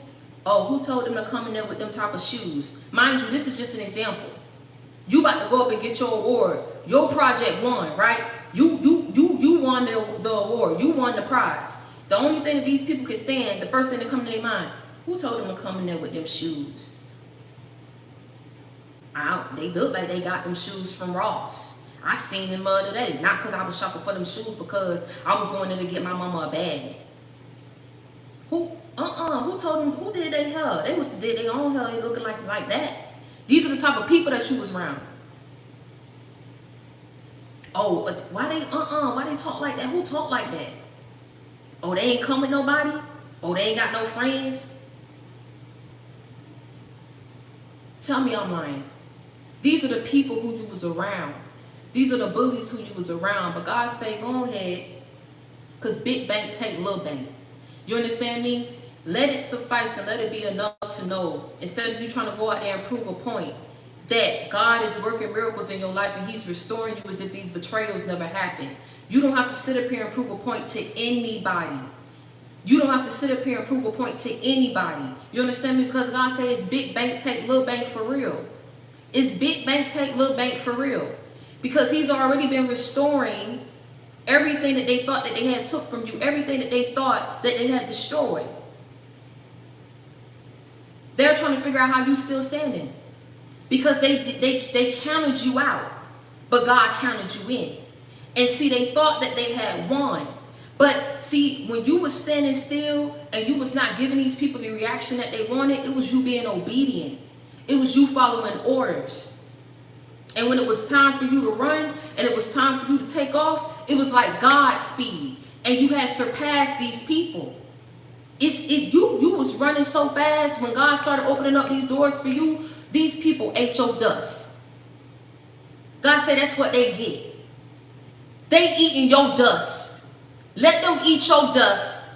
Because see, when they was sitting up there in that corner and gossiping about you, they did not know the plans that God had for you. When they was sitting up here and spreading lies on you, they did not know the plans that God had for you. When they was sitting up here and planning things, planning against you, they didn't understand the plans that God had for you. When they was sitting up here and joining in and chiming in with your enemies, they did not understand the plans that God had for you. There were people who was throwing stones and hiding their hand, acting like they was for you, but they was never for you. They was joining in with your enemies. They was rolling with your enemies. They was befriending your enemies. And God said they're all about to get it because he's about to come through and he's about to baffle your spectators. He's about to shut the mouths up of your haters. This how they ain't gonna be able to say nothing. How you gonna talk about a person who ain't broke? How you gonna talk about a person who up on their life? What you gonna have to say? So the only thing that they can do is try to get a reaction up out of you. And God said you better not give them the satisfaction. You better step back and look at the things that I'm doing for your life. You better step back and look at the things that I've delivered you from. These people are obsolete. They don't hold no power. Their name don't carry no weight. Thank you, Empress Marie. Thank you, Empress Marie. I appreciate you. Their name don't carry no weight. They did not understand the plans that God had for you. This is why God say, go ahead, don't care about that friend, because I'm about to bless you with a business partnership. Don't care about what they joked you about not having a home. I'm about to bless you with the umpire with a business. You about to own several properties. Don't worry about who rolled up on you, rolled up in your car. You understand what I'm saying? Who rolled up on you and tried to pass by you and joke you about what you did not have. Because God said in that moment it wasn't meant for you to have it. You're not on your own time. You're on God's time. See, when God come through with it, never mind the person who try to speed up on you or pass by you. You about to own 10 different cars. You about to own a car dealership. Never mind that affair. Never mind what it is that a person took from you. Never mind whatever relationship a person stepped up in. Because God said, I'm about to bless you with a marriage. I'm about to bless you with something holy that's going to be set on a firm foundation because you waited on me. Not only did you wait on me, you kept your faith in me, that I would do what it is that I promised you that I would do. Do you understand what I'm saying? These people did not know the plans that God had for you. They did not know. This is why he told you, sit back and man your stable. Let these people walk up ahead of you so you can see how they move. It built your strength. It made you wiser. It made you stronger. You turned a negative into a positive overnight. They did not expect that. They trying to figure out how she's still standing, how he's still walking. He ain't supposed to be moving like this. He wasn't supposed to get this house. She wasn't supposed to step up in this money. They not supposed to be looking like this. What I sent their way should have destroyed them. What I sent their way should have took them out. What I sent their way should have had them out their mind.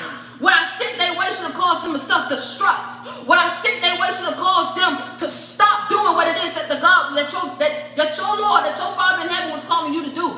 What I sent their way, it should have destroyed them. It should have knocked them up off their square. But God said, he told you, stand and man go stable. And when I tell you to run, and when I tell you to walk, and when I tell you to move, you better move when I say move. You better run when I say run. You better speak when I say speak. Because see, when you started doing and stepping into what it is that he had for you, things took off for you God's speed. These blessings and these miracles started opening up for you. The doors of opportunity started opening up for you that took you to greater heights and levels in your life that these people did not think that you would reach, that you would step into it, that you would be on. Do you understand what I'm saying? Oh my God. God got your haters baffled. Do you hear me what I'm saying? You may think that they ain't watching you, but they watching you. You may not think that they ain't worried about you, but they worried about you. You might think that they ain't pressed about you, but baby, they pressed about you. Do you understand what I'm saying? Because they took all that time. They put all that energy. Thank you, Danielle, baby. I appreciate you. This is why God was telling you, step back. Step back. I'm about to make them look silly. I'm about to make them look silly. Because see, when a person put all this time into sitting up here and lying on you, I don't care if they was calling you a tramp. I don't care if they was calling you homeless. If they was saying you was broke. If they was saying a person fell off. If they was laughing about you, about what they thought that they had won. Oh my God. When God say, set it off. Set it off. They had to eat your dust. Imagine how a person feel. They thought they did something. We gave them, God said, I gave you the advantage. I gave you the one up. I'm going to go ahead and I'm going to be nice. I'm going to give you 5 minutes. I'm going to give you a head start. I'm going to give you a head start. You talking all that talk, I'm going to give you a head start. Watch how I come through and I shut it down though. Because see, I'm going to give you your head start. But see, when I bless them, you're going to set off and you're going to take off. And you're going to go further than they ever thought that you would go.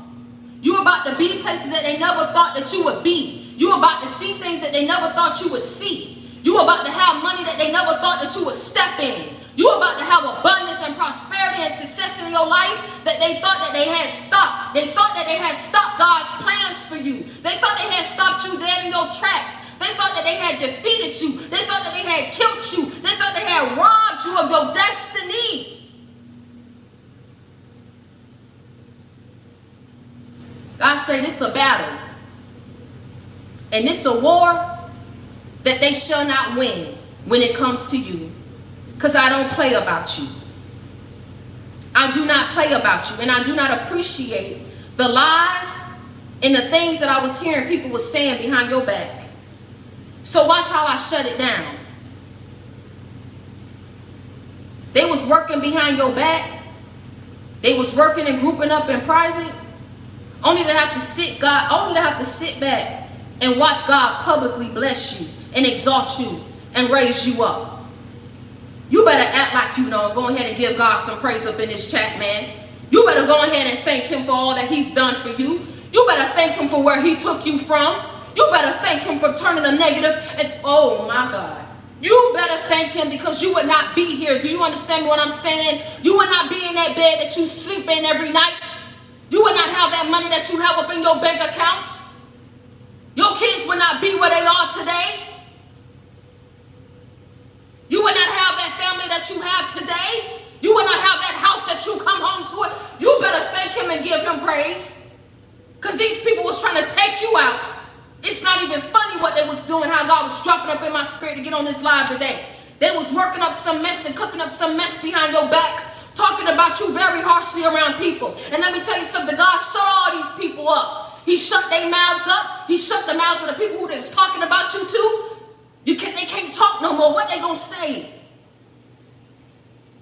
That you losing? You winning. What they gonna say? Thank you, Candace, baby. What they gonna say? What they gonna say? You broke? You broke? Them ain't broke. Not my people that I'm talking to. Not my people that I'm talking to. Not my people that I'm talking to. We ain't got to fake flaws. You feel what I'm saying? You know what God is doing for you. You know where he brought you from. They didn't understand the plans that God had for you. But you see how God made them look? Because they ran out ahead of you thinking that they did something. They ran out ahead of you talking all that mess. Only to have to sit back and watch God catapult you and take you to the next level of your life right in front of their face.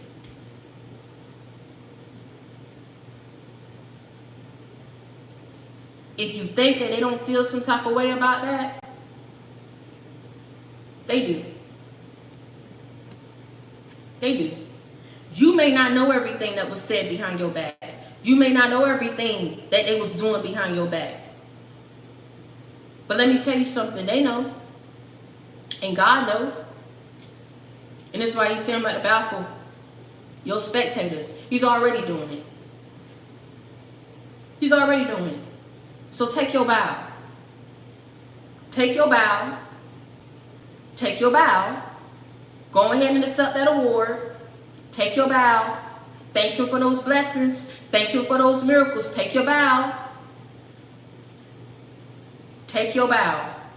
Because you aren't everything that it is that he's bringing in your life. Do you understand what I'm saying? Take your bow.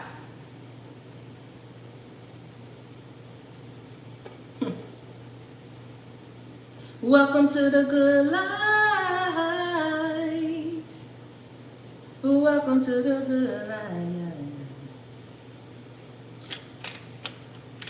I don't know why that song come to me.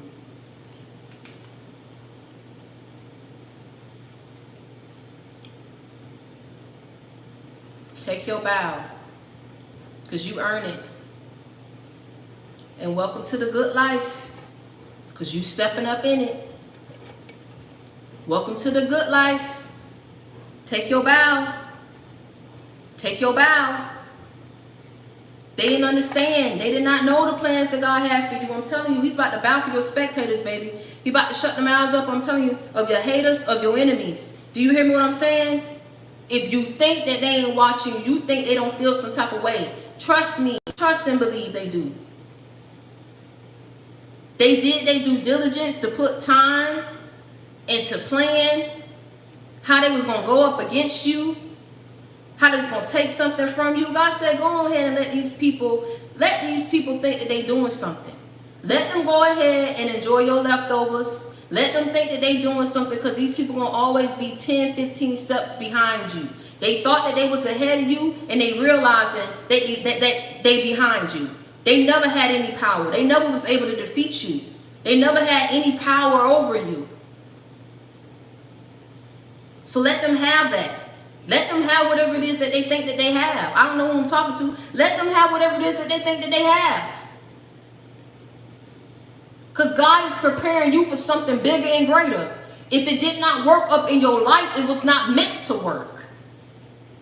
If these people walked away from you, it was meant to happen. Because God got bigger and better for you. That door is closed. That season is over. People are learning their lesson when they come to you. Do you hear me what I'm saying? He is restoring you as if these betrayals never happened.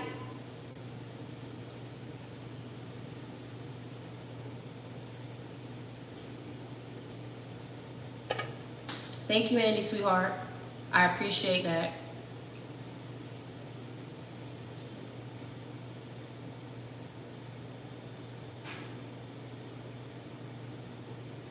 I know I rubbed a couple of people probably the wrong way with some things that I say, but you already know when you come to my channel, I don't sugarcoat nothing. I don't sugarcoat nothing. I don't come on here with no mess. I come on here if I'm led to come on here. I don't come on here with no bangers. I come on here with a word. I don't come with no bangers.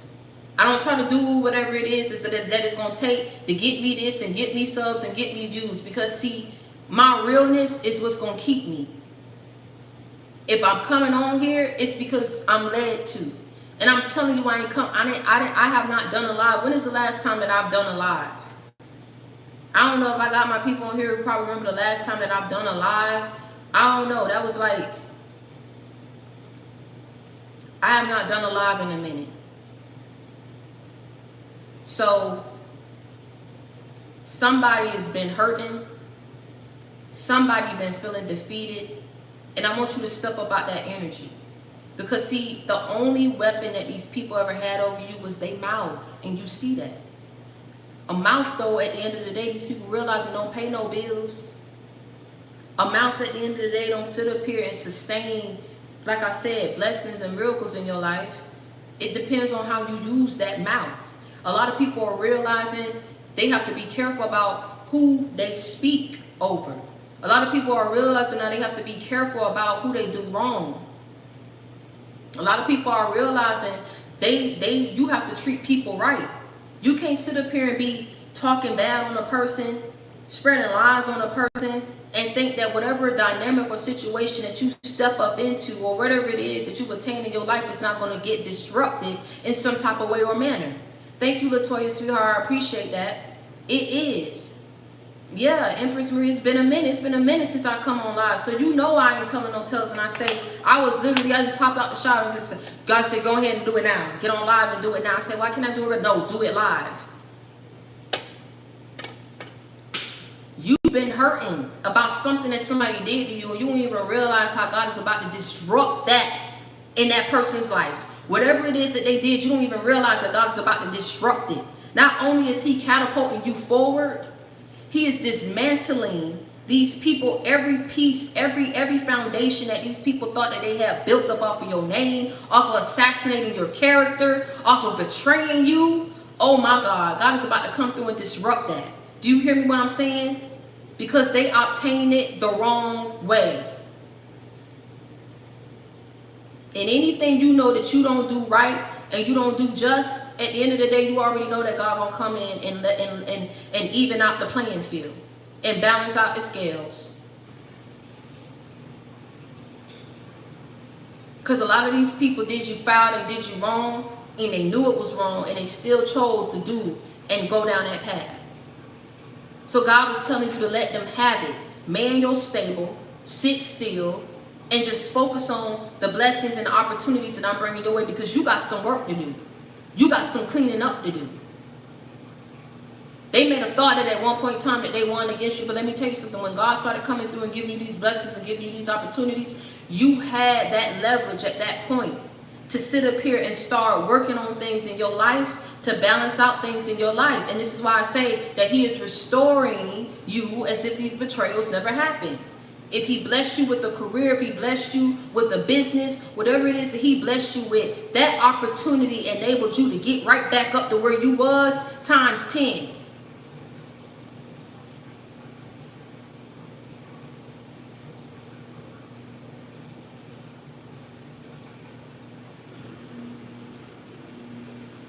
So go ahead and take your bow, because you don't have to take my word for it. Y'all already know. Listen, all you got to do is sit back and watch it happen and watch it unfold. Whatever it is you feeling bad about, whatever it is you feel like you have lost, God got bigger and better for you. I just told you. Never mind what you lost. He has marriage, a marriage set up for you, a business partnership set up for you. You are stepping into great abundance and prosperity into your life. You already have, for some of you that I'm talking to. There are so many people who tried to go up against you to ensure that you did not get it. Family members, friends, people that you never would have thought. What did I just say? People was throwing stones and hiding their hand. But they all got sat down. I don't care how ignorant they probably still are, trying to find any little thing to joke or mock you about, because at the end of the day, big bank take a little bank. Big bank take little bank. God said you're going to have the last laugh, and you're going to laugh all the way to the bank. You're going to have the last laugh. Let them get the first laugh, because you're going to have the last laugh. Go ahead and take your bow, and welcome to the good life. The life that they didn't want you to step into. Welcome to the good life. Welcome to the blessed life.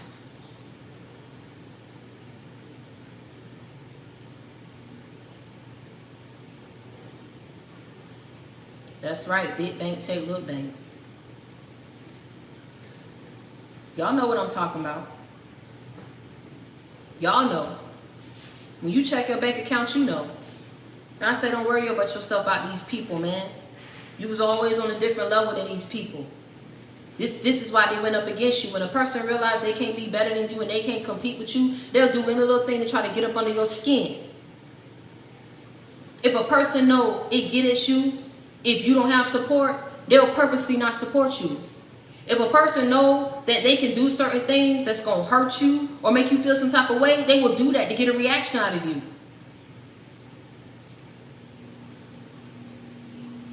But at the end of the day, they still had to sit and watch their plans get paused and stopped and delayed. And they had to watch you go ahead and get thrust forward. They had to watch you go ahead and keep pushing and moving forward.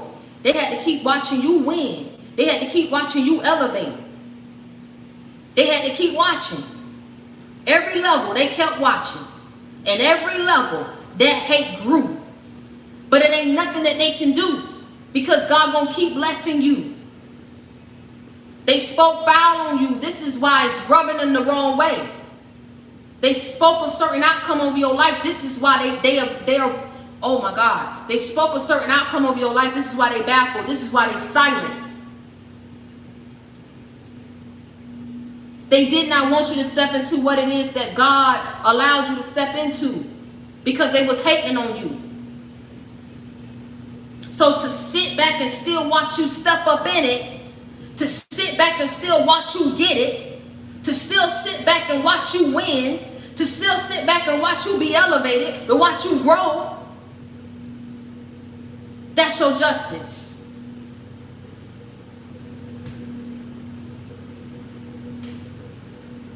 Take your bow because you've graduated to the next level. Take your bow because you winning. Take your bow. Take your bow.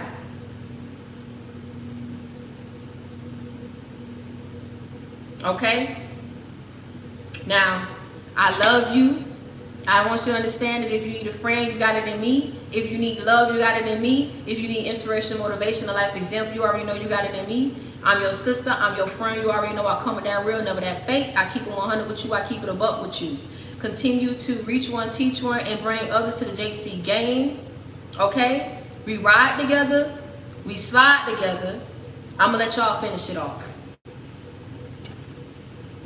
We ride together. We slide together. I'm going to let y'all finish it off.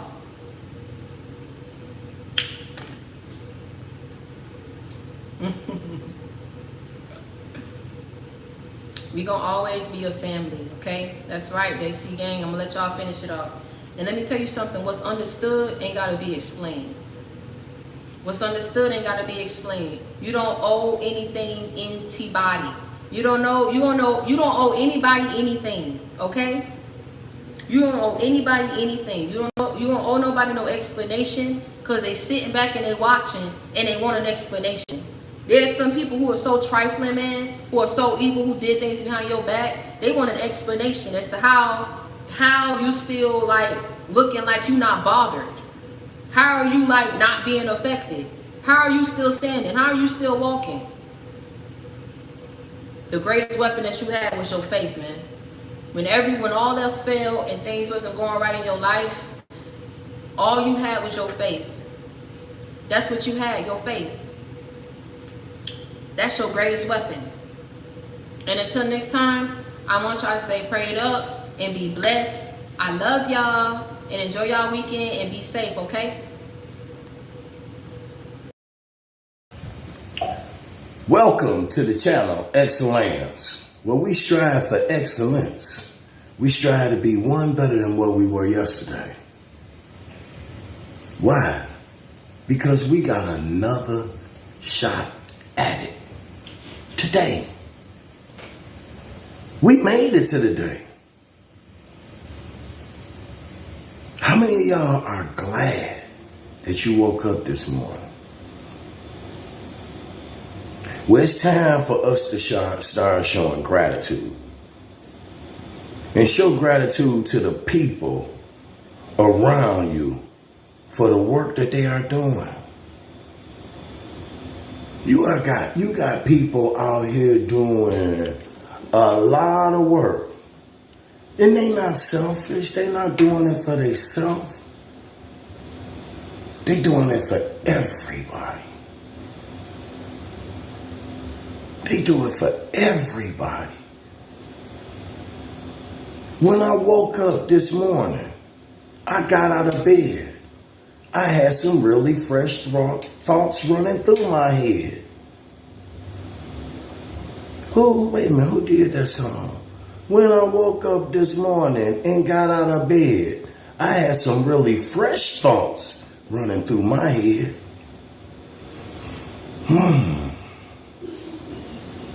I paid more than a penny for them thoughts if they was fresh and you got them when you first woke up. Because if you woke up this morning and got out of bed and had some really fresh thoughts running through your head, they came from universal consciousness. If they was fresh thoughts. Now, if they were stale thoughts that you carried from yesterday, some shit that happened and you still want to continue to think about it. See, them not fresh thoughts running through your head. See, when you go down and lay down to go to sleep at night, you should be conscious enough to erase your mind of that day. And have a fresh sheet of paper when you wake up the next morning. And by the end of that day, that paper should be full of adventure, full of life, full of gratitude, respect, love, charity. You know, the harmonies of life. That paper should be full of it. But if you woke up this morning and before you got out of bed, the first thing you put was some evil thoughts in your head, it's going to be hard for you to get out here and get some bread. See, I don't care what kind of bread, just regular bread to eat. See, it's going to be hard for you to eat. See, if you woke up this morning and before you got out the bed, you put some bullshitting thoughts about yesterday in your head. And you carrying that on and on and on and on and on. When are you going to wake up and get the fresh thoughts for that day? And then ask yourself, how many days, months, weeks, and years are you going to be behind? Because you keep waking up in the morning and before you get out of bed, you got to find some yesterday's thoughts to go up in your head. No, when you wake up in the morning and get out of bed, look for some really fresh thoughts running through your head. And stand on it. See, it be fresh. It be stuff no one ever thought of. But if you wake up every morning before you get out of bed, you got a mindset of yesterday in your head. You got to set your mind for greatness, for you to move forward. The stuff happened yesterday, you might have to say, if you woke up with fresh thoughts, it might tell you how to go back and fix that shit you had broken yesterday. See, you look for the fresh. See, when you wake up in the morning, you get fresh. Don't everybody want to get fresh when they wake up? Hop up out the bed, turn my swag on. How many of y'all hopped up out the bed and turned your swag on? And looked in the mirror and said, look up, hey. I feel good about myself. See, when you wake up in the morning, you got to wake up in the morning and get your swag on. Take a look and say, what's up, God? Yeah. What you want me to do? Fuck that money. See, I don't wake up in the morning and try to figure. Wait a minute. Figure out how to get money? Wait a minute. If you're still waking up trying to figure out how to get some money, you got a long way to go. See, I wake up in the morning and figure out which way am I going to go, because there's money everywhere I go. And see, I don't walk around with my hand out.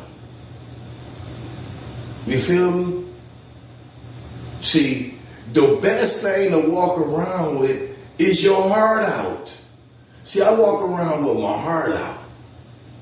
I don't walk around with my thing swinging. I walk around with my heart out. See, I wear my heart on my sleeve. So when everybody see me coming, they see, yeah, that's that guy with that heart. That's that guy with that heart. That's that guy with that pure heart. Hey, yeah, he gonna just watch, y'all. Oh, he gonna pull out something. He gonna bless us with something. Just hold tight. That's that guy with that good heart. Yeah, everybody all around is on me. What y'all want? Huh? Hop up out the bed. I turn my swag on. What you want? You want a blunt? You know, cause see, what did 50 Cent say? You can find me in the club, pocket full of bud. I got what you need if you're looking for some love. I ain't talking about sex. Not nothing that's drug, pure love. See, I got some G unit in me. See, my G unit is God's unit. See, I'm part of God's unit. You feel me? That real G unit. See, he 50 Cent. See, I heard somebody say, I'm all about the dollars. Who the fuck is 50 Cent? Well, I'm all about eternal life. Who the fuck worried about a dollar? How about that one? Now I come to you in love, and I'm going to leave you in peace. Y'all have a blessed day. I'm out. Yeah, I hopped up out the bed and put my swag on. Take a look, yeah. What's up, y'all? Yeah. Let's get love in this world. Y'all done chased enough money. Now let's chase each other in love.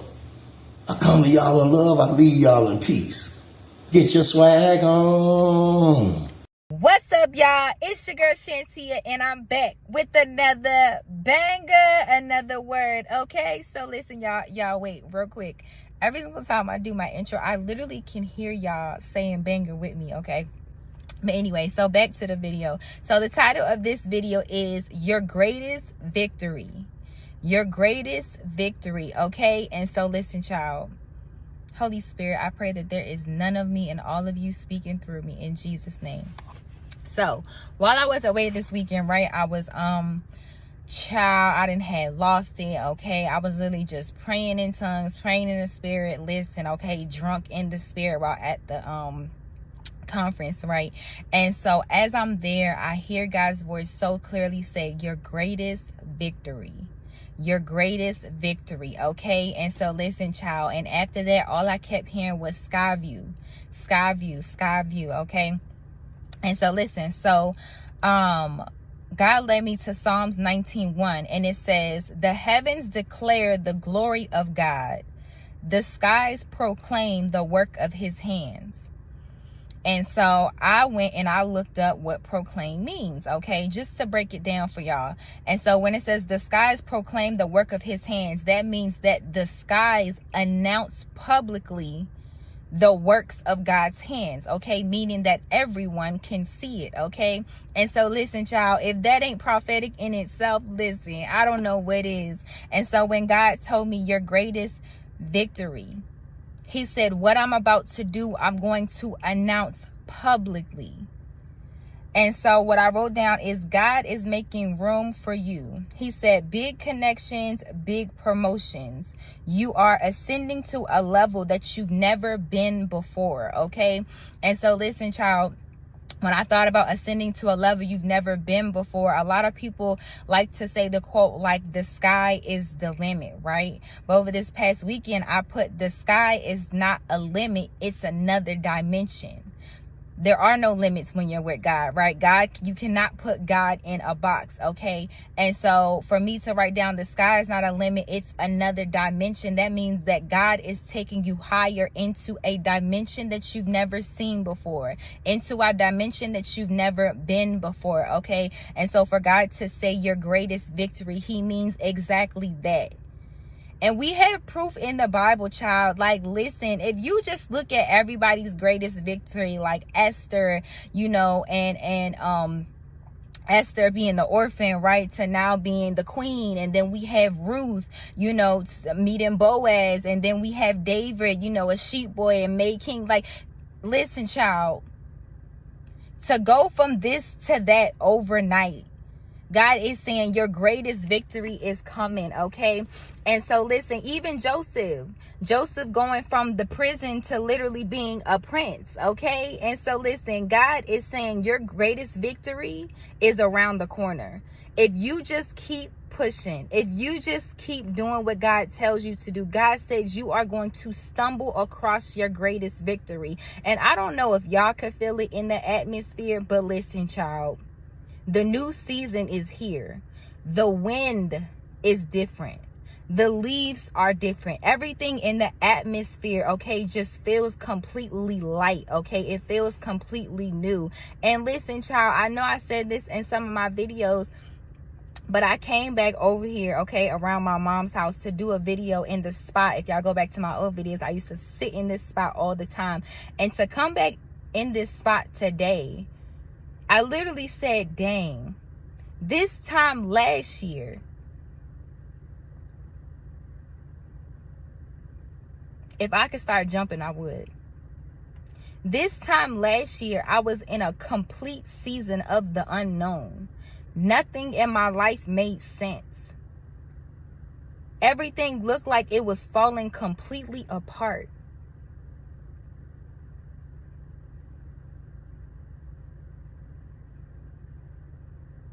But yet God gave me a promise to hold on to. And that promise came to pass. And I'm just sitting in this spot to just be like I had gratitude just coming to park my car in this spot, because I was just like, wow. This time last year, you could have never told me that I would be in the position that I'm in now. You could have never told me that I was making the money that I'm making on YouTube now. You could have never told me that I would have this version of friends. You could have never told me that I would be in the place that I'm in now. But yet I had to step into another dimension. I had to step into another version. I had to believe God when he told me that this is who he called me to be. And yet I keep stepping up the staircase, right, into glory. And so right now God is saying your greatest victory is on the horizon. You ain't seen nothing yet, child. So whether you're in the season that I was in last year or whether you're in the blessed season, you still ain't seen nothing yet. The Bible said you would do greater works than what Jesus did. I don't even know what that looks like, but God does. And God is saying your greatest victory is happening in this season. When I say this season, I mean this season, like the season of fall. I mean like the season before winter. God is saying your greatest victory is happening in this season. Listen, child. What was so crazy too, for those who went to Women That Are Loose, when they were talking about how on the first night, I think it was day one, but anyways, we were in the room, and literally that night while we're in the room, the season had changed to fall. And I said, ain't it just like God to have people in the same room who have been seeking change, who have been seeking something to break within them, and yet as they're in the room trying to get breakthrough, trying to get miracles, the season changed right before their eyes. Listen, child. When God says suddenly, he means suddenly. And just like I said in my last videos, God is the only one that changes the seasons. It's not by our works. It's not by what we do. It's by God's grace. It's by God's spirit that God changes the seasons and the times. Listen, child. It could be winter in December, but in your life, God made sure that you were experiencing summer. Listen, all I'm going to say is that believe God. Believe him. Believe him. I'm a living testimony that he did it for me, and I had times where I was doubting and stuff, but then I just sat there. Listen, child, when I used to sit there and I used to doubt God and get in my pity party, right, just being a spoiled brat, child, what else you gonna do? I didn't have no other choice but to believe. Because I was getting tired of just sitting there doubting. I was getting tired of sitting there crying. I was like, listen, child, I'm tired of you. Listen, raise your hand if you ever been tired of yourself. I done been tired of myself plenty of times. And I said, girl, I'm tired of you. And because I'm tired of you, something got to give. Something got to change. And that's when I made a conscious decision, and I was very intentional to just believe God. It sounds so hard, but yet it's so simple to just surrender. We be trying to fight battles that ain't got nothing to do with us. It's hot in this car. But anyways, I just wanted to give y'all a quick word of encouragement that God says whatever he's about to do in your life, it's going to be something that will be announced publicly. Everyone can see it. So listen, child, I pray that you all can receive this blessed and prosperous word. Please take it back to God. I love you all. Make sure y'all go shop at atruediamond.com because it's fall season. Get your hoodie. This hoodie feels so comfortable. But anyways, I love you all, and I will see you all next time. Bye. Welcome to the channel Excellence, where we strive for excellence. We strive to be one better than what we were yesterday. Why? Because if God ain't done with us, we are not done with ourselves. See, how y'all doing this morning? It's a beautiful day we've been blessed with. How we gonna use it? Wisely or foolishly? See, the gifts of the universe, God put gifts in every last one of us. For what? How many people woke up this morning? How many of y'all woke up this morning? You woke up with a smile, right? But you woke up. You woke up to do what?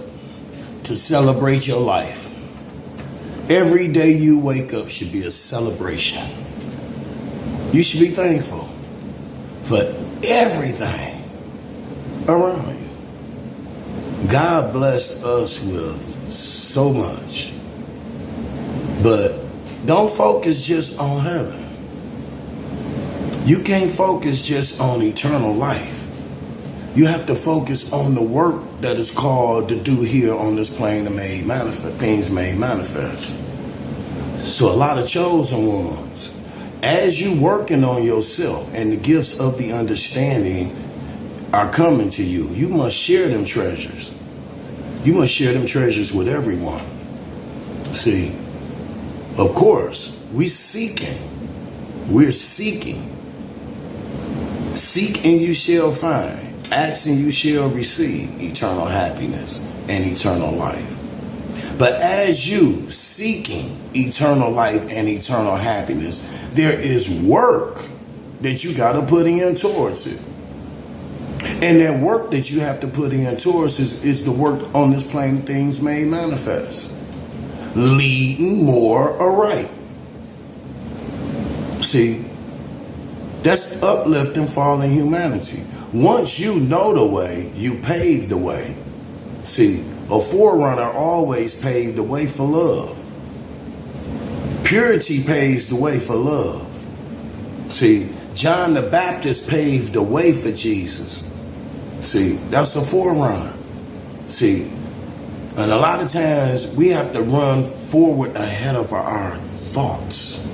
You have to put your thoughts out front. Your thinking, reasoning, willing, and your understanding, but the thought is the cause of it all. But yet it has no cause. See, if you think that you are there already, trust me, you are there already. See, if you know for a fact you rich, you know you were born rich. The money is in your head. It's how do you get it in your pocket? See, a lot of us were born with greatness, abundance of everything. But we're seeking something, but not working for it. See, when you seek something, you work towards it. So in order to work towards eternal life and eternal happiness, you have to put out eternal happiness and life. See, you breathing forth a holy breath was breathing forth life. See, words save, create, and destroy. The words that a lot of ones use are words of death and destruction. So choose your words wisely and use the words, the breath of heaven, the word of life. In the beginning, it was the word, but it was a loving, kind, generous word. Not a harsh, hateful, deceitful word. Not a word that would cause harm. See, we are the greatest creators of all. I am the greatest creator of my life. I create everything in my life through what? The law of attraction. See, if you look good and you want everything around you to look good, the only thing that's going to come to you is things that look good and things that are good. See, if you rest and dress at your best, you'll wash your ass with zest, may brush your teeth with crest, and may only rest with the best and pass the finest of the test. And y'all know the rest. See, knowing is half the battle. Stand upright, independent, and fearless within yourself. Know who you are. Validate your life, but do it through love. See, you seeking eternal life, eternal happiness. Man find themselves where they can solve their problems best. If you seeking eternal happiness and eternal life, you must be amongst your kindred and worship under that vine and fig tree. Like, share, and subscribe to this channel. The chosen ones, those who have an ear to hear, an eye to see, a heart to sympathize, and looking for the power to save themselves. The universe have given me enough knowledge to save the world, but I'm only to take the knowledge and save myself. See, that's what Jesus did. Jesus had all the knowledge and all the knowledge of the possibilities of man. He came to show man the possibilities. He could not do the possibilities for you. So don't ever think Jesus is coming back to save you. What, you think he's Superman? He gonna come back and pick you up and take you off to another planet? No, you have to go within mind into that land of fleshless things and demonstrate from the heart to create a heaven for yourself. See, heaven and hell is not up, down, right, left, above, or beyond. It's a state of your existence. Now, ask yourself, do your spirit dwells in heaven or do it dwell in hell? Or are you straddling the fence? That's what you have to ask yourself. Because if your good deeds are not outweighing your bad deeds, if your good thoughts are not outweighing your bad deeds, if your good actions is not outweighing your bad actions, then you're not living a godly life or even trying to live for what's right. See, to live a godly life is to live for justice, mercy, love, and what's right. Love is only a commitment to do right. So if you marry somebody and you take a commitment and you take them vows in the beginning to love, respect, honor through health, through sickness, or poor, through better or worse, and then when things get bad, you want to get a divorce, you wasn't true to God, to the God in you. You weren't true to yourself. See, it has nothing to do with no one else. No one. No one. Your God is not above, below, around you, or nothing. It's within you. God is in you. He said, I am in you. Can you demonstrate what I am through you, through that body? Society in this world will not let you demonstrate the God in you. Because every time you demonstrate the God in you, people will walk up to you and say, you think you God. You think you all that. You think you better than it. No. I don't think nothing. You are acknowledging the fact that you see me demonstrating the attributes of God, of the Most High. So you would say to me, no, I think I'm all that. No, I think you should join me in my thoughts. I think you should join me in my thoughts. I don't think I should join you in that hatred, slanderous, lewdness, murder, theft, in that realm of vibration of energy that you're trying to put me in. How about you raise your thoughts to infinite wisdom and see the omnipotence of yourself displayed before you? Inside of your consciousness. Can you do that? But see, everybody, when you see people doing good, a person may have been doing bad for the first 20, 30, 40 years of their life. And then flip the script and say, okay, well, let me try this way. But then you got people that want to bash them. Remember when you did that? No, remember when you did it. Because I'm not trying to go back there and remember nothing bad. I don't look at my bank receipt when I go to the bank because I don't like to watch nothing negative. Damn sure don't want to see my bank account go in the negative when I make a withdrawal. So no, keep the receipt. I don't need to see it. I don't want to see nothing negative. I want to see positive things.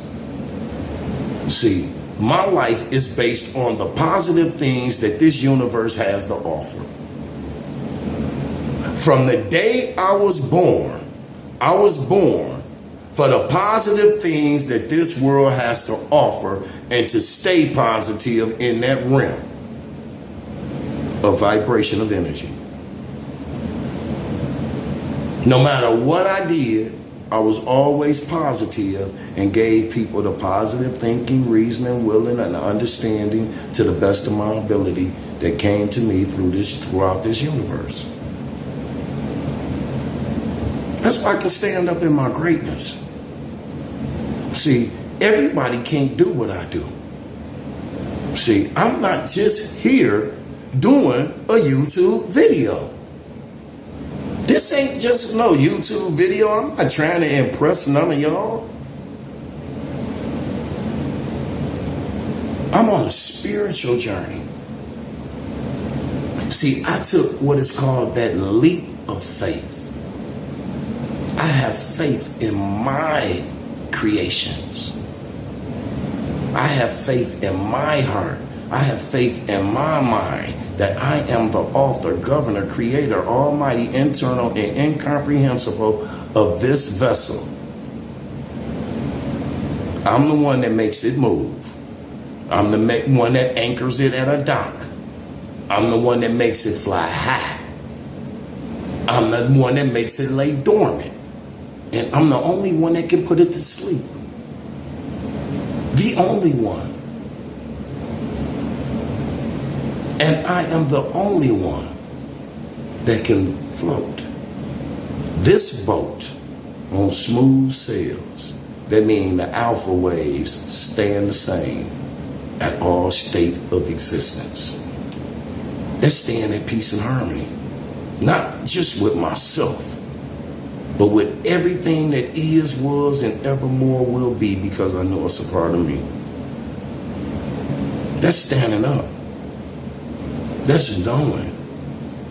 Now, if you want to see how I did it, I took the leap of faith.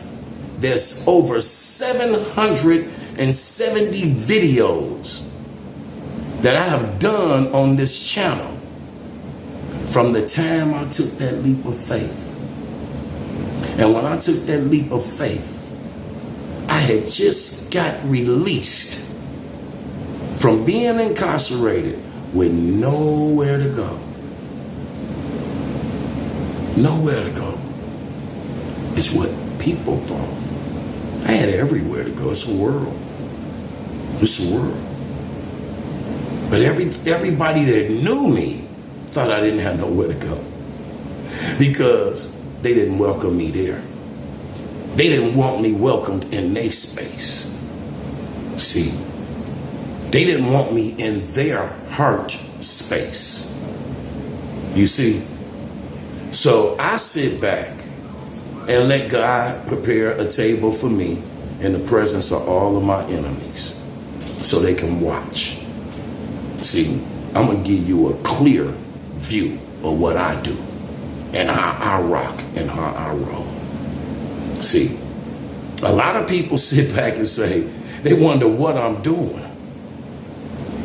I'm sciencing this universe, the whole universe. That means I'm sciencing everybody that's around me and everything. People say, why you don't have a car? Let me go without a car and see how this shit gonna be for a while. Let me see how people are act.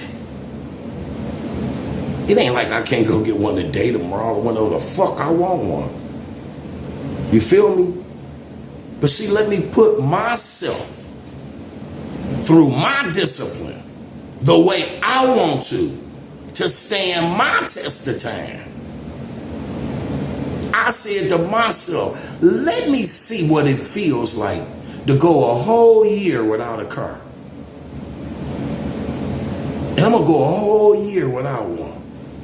I'll ride a bike, I'll catch the bus, but let me see how it feels. See, perfected man must walk through all ways of life, thus he knows. And if you're not willing to take on life's challenges to see what you can handle, in every space, including outer space, let alone in your heart space. See, I went without a car to test my surroundings, to test the people around me.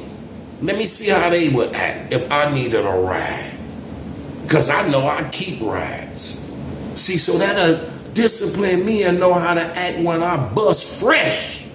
And motherfuckers be saying, hey, come here, I need you here, I want to see you here. Oh, wait a minute, hold on. Ain't you the same ones that I was calling and you were, I'll be there in a minute, never showing up, this, that. See, this is where you see the real people.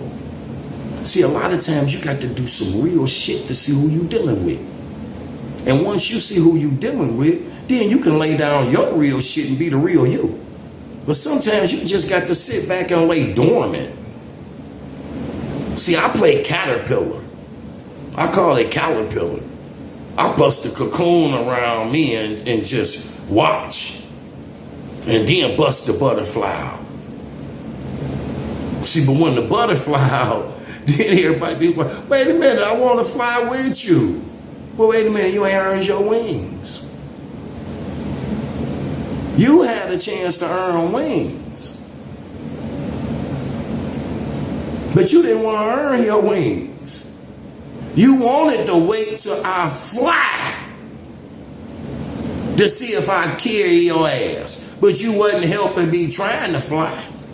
So what makes you think I'm going to try to help your ass now? See, I'm Kaiser Soze. I can play everything on your ass. See, the only one know the real me is me and God. The only one to ever know the real me is me and my higher self. It's me. Who know me better than me? I'll wait. If anybody out there think they know me so well and know what this character is about, tell me what I'm going to say next. Fuck you. That's what I'm going to say next. See there? Now, if you got that right, you know me. No, straight up. See, I come to you in love, unconditional love.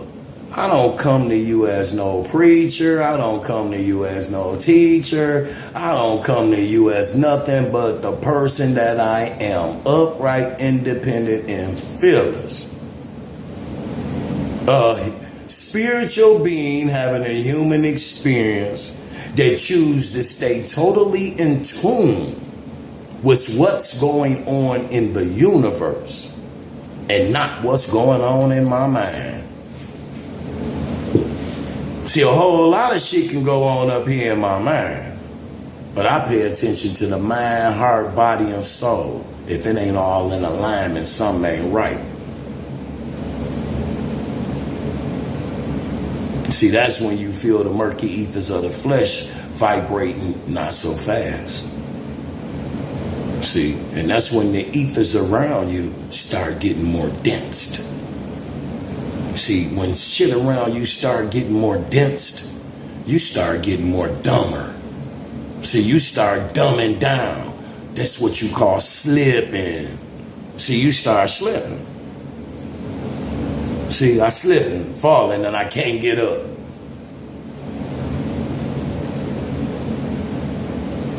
See, it ain't about getting caught slipping. See, I'm gripping. I'm gripping. I ain't slipping. I don't slip and slide. I grip it.